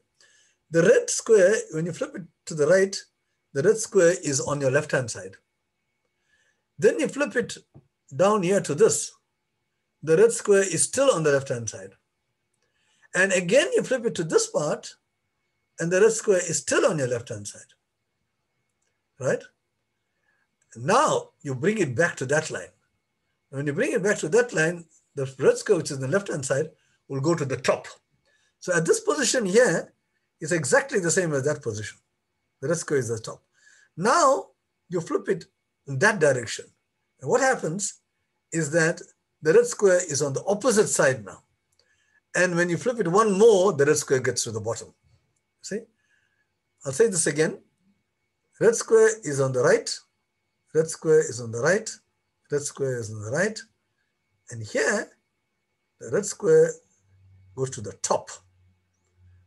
And here, the red square goes to the back. And here, the red square goes to the bottom. So in 6 moves, you can get this. Then the second part here, which I was taking pains to explain, it's impossible. And I think a lot of people had this, were suggesting this, but a very good proof. And I told you, you color this as a chessboard. And there's your argument. You see, originally, this thing is on a certain square. Now imagine you painted this thing as a chessboard. So you got blacks and whites, which are next to each other. Black, white, black, white, black, white, and so on, right? So let's assume that this original square was on the cube was on a black square, right? Now here's the rub. Each time you move this thing one time, right? The square, when you flip it over, then the square now is sitting on a white square. The entire square, don't worry about the red. The entire square is now sitting on a white square. And when you move it again, the entire square is sitting on a black square. So each time you move it, the color changes. The color of the, don't worry about the red, the color of the bottom of the square changes. Right? And you'll have to move it twice for the color to come back to the original. So each time you move it once, the color changes. And you move it once more, it comes back to the original. So in other words, then you are back to black square. And again, you do the same thing, and the color changes and it comes black. In other words, each time if you move it an odd number of times, the color changes. And if you move it an even number of times, the color remains the same. And there's a question. The question is, when it comes back to the original, the color remains the same. It is sitting on the same color. And that is why it has to be an even number of moves. Because each time you move it, you are changing the color. Right? And that is the proof of it. It's a perfectly proof except thing. So it doesn't matter about what moves you make. It's just that you argue it like this. Okay, so I just wanted to say that because I messed it up the last time when I did this. This wasn't a bad problem. Yeah. Okay, thank you very much. And if you haven't got the thing, I'm going to actually show you the chat. While there, I can see the other chats.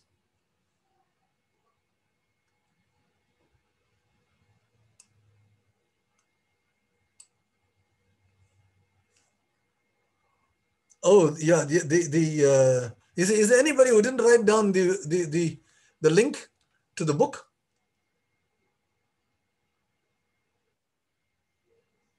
All right, it looks as if everybody got to the link to the book. I think while you are still here and whoever is here, I'll just show you the book so you can see how it works quickly.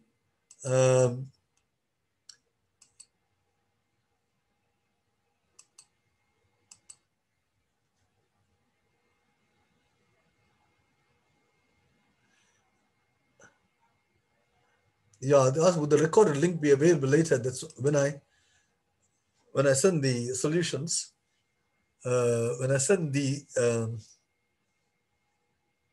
recording, then it will be there.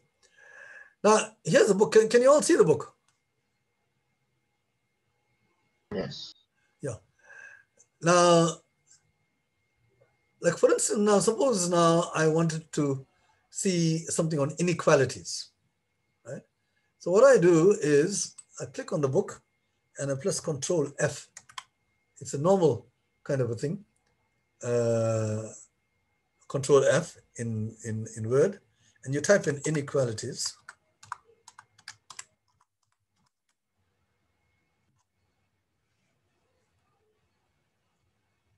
Oh, I spelled it wrongly.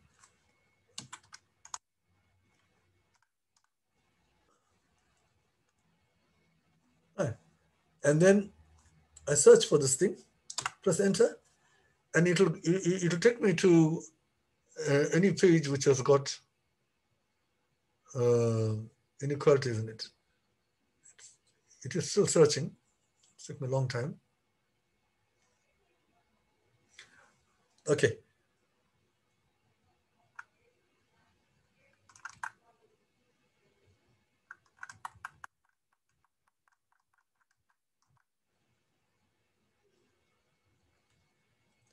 Let me try P451.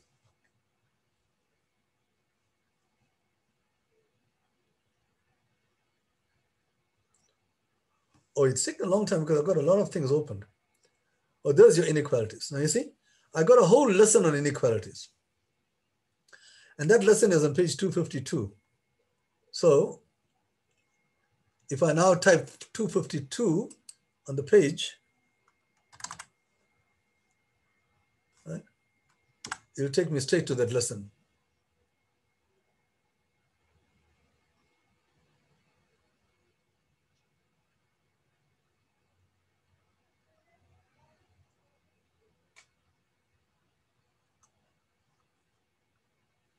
$250. I don't know what happened, but there's 252 inequalities. The reason why I did that was the last question on 219. They talk about these three things here. So I want you to read through this lesson on inequalities. If you got the book, lesson 7, very, very interesting things on different kind of means. You see, this is the average of two. If you got any two numbers, you can create various kinds of averages. And one of them is called the arithmetic mean, which is your normal average, right? Then there's a geometric mean, which is you multiply the numbers and you find the square root. And this harmonic mean, which occurs in music. It's two consecutive notes in music. The notes are not exactly halfway spaced. They are spaced in according to a certain way. And this is the formula that is used. That is why they call it the harmonic mean. That note it harmonizes with the other two notes. So you got these are the different kinds of things. And there's a lot of interesting relationships between all these, which you can go to. All right, now if I were to go to P451, now P451 means problem 451. So there's problem 451. The problem says, if 12 over x is a natural number and x is a natural number, how many possible values are there for x? Right, now I have to put P because P means problem, right? But if I want to go to the solution, I can either type S451, which is solution 451, or just click on this. See, it goes straight to the solution. X will have to be a factor of 12 and so on and so forth, right? And if I wanted to go back to 451, if I went to this L2, this will be a lesson which will help you to solve this problem. You see? No, I'm sorry. This is level 2. This is a very easy problem, level 2. So if you, in your case now, you should be looking for level 4 or level 5 problems. You know, say level 4. See, these are area problems here. See, like a ticket. This is a game problem. So if you a little bit of geometry here. Now look at this. This is a rather complicated geometry problem. And when you try to do this, you'll have, you may get stuck. Then what you do here is, it's a level 4 problem. So it's a rather difficult problem. And this is meant for seniors, by the way. So don't worry about this particular one. But if I click on this number here, it goes to 8.10.7. And here you got a theory which will help you to solve the problem. It says, okay, a Servian and so on and so on. It tells you, gives you some nice, interesting facts about areas of triangles and so on. And it says the area of this triangle over the area of this triangle is BD over DC, you know, the area of ABD. So you got a beautiful theory here, which can be very useful to solve that problem. And you've got another theory, a bisector of an angle divides the area in the same ratio and so on and so forth. So there's some interesting results on areas in that lesson, see? So it's like that now. You can go to any question, you know, you like and try to solve it. But you can't put, if you just put 506, it wouldn't take you to the problem. But if you put P506, then it'll take you to problem 506 and you can have a look at it. See, so you can scroll down, you can find things, you can get into lessons and so on. And it'll help you a great deal to get far more problems than what we are doing here. And more than that, you can read through the lessons and it'll give you a lot of muscle to learn enough mathematics. So some of you people who are in still grade 9, if you start now and go through all these lessons, by the time you come to grade 11 or grade 12, you'll be there in the top 10. I can tell you that. But you must be diligent. Try. You got 1,000 problems. Right? You're not going to go through the whole lot, but just try the more higher level problems and go ahead. And if you want to look for problems only in geometry, for instance, you can do that also, because I've got an index which tells you. When you get to the book, study it from the beginning. It gives you lots of tables to tell you how to pick up all problems on averages, or otherwise all problems on Pythagoras' theorem. And you can go to the whole, all the numbers will be given in one particular place and you can go straight to it. Okay, so I just thought I'd tell you how to use the book while we had a little bit of time. Okay, do you have any questions? There were 29 people who remained behind. So do you have any questions? Yes, sir. I was wondering where I can get this book. Yeah, that's the link that I had. Okay, I'll write it down again. So then,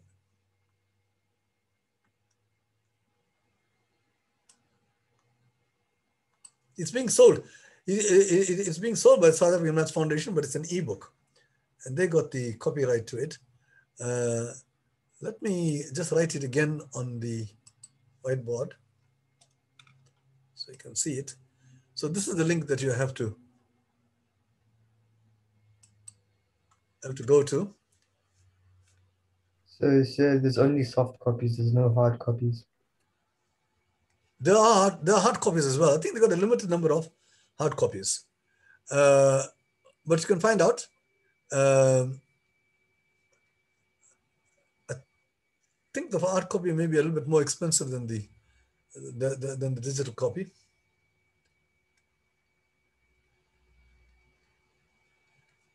If I recall, the price of the book, this is www.samf.ac.za. Right, that's your SAMF. And then you have to type EN. And then after that, you type Mathematics Olympiad Problems.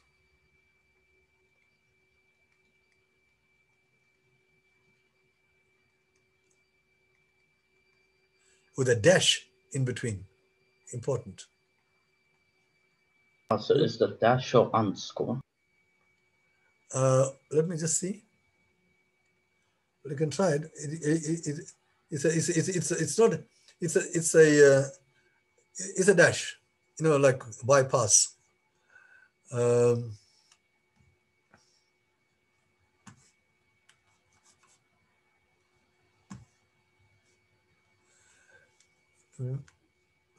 Okay, have you got it? So that's the link you go to, and I'm just going to stop share now and get out of this.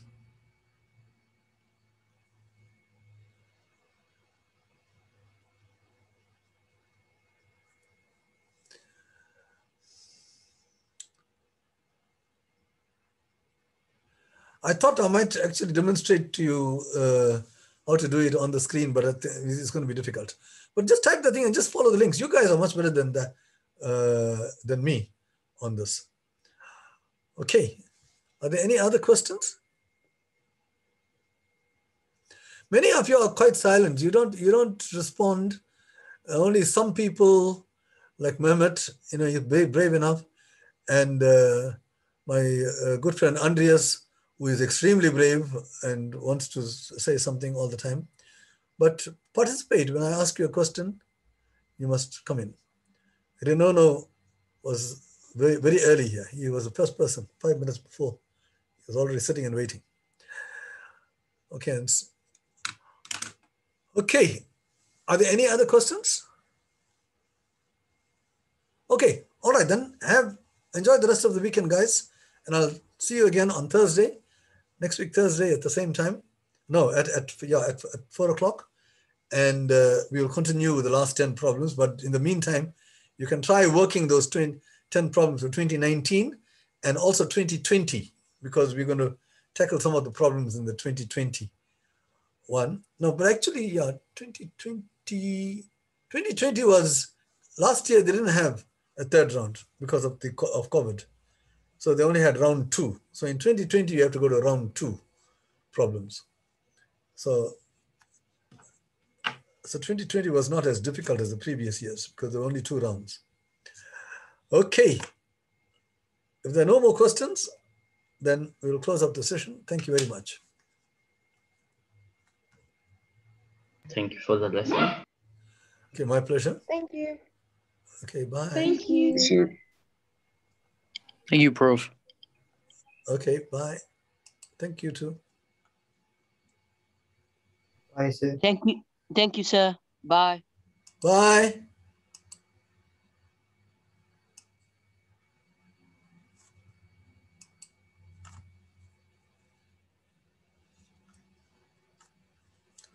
Almaz, are you there?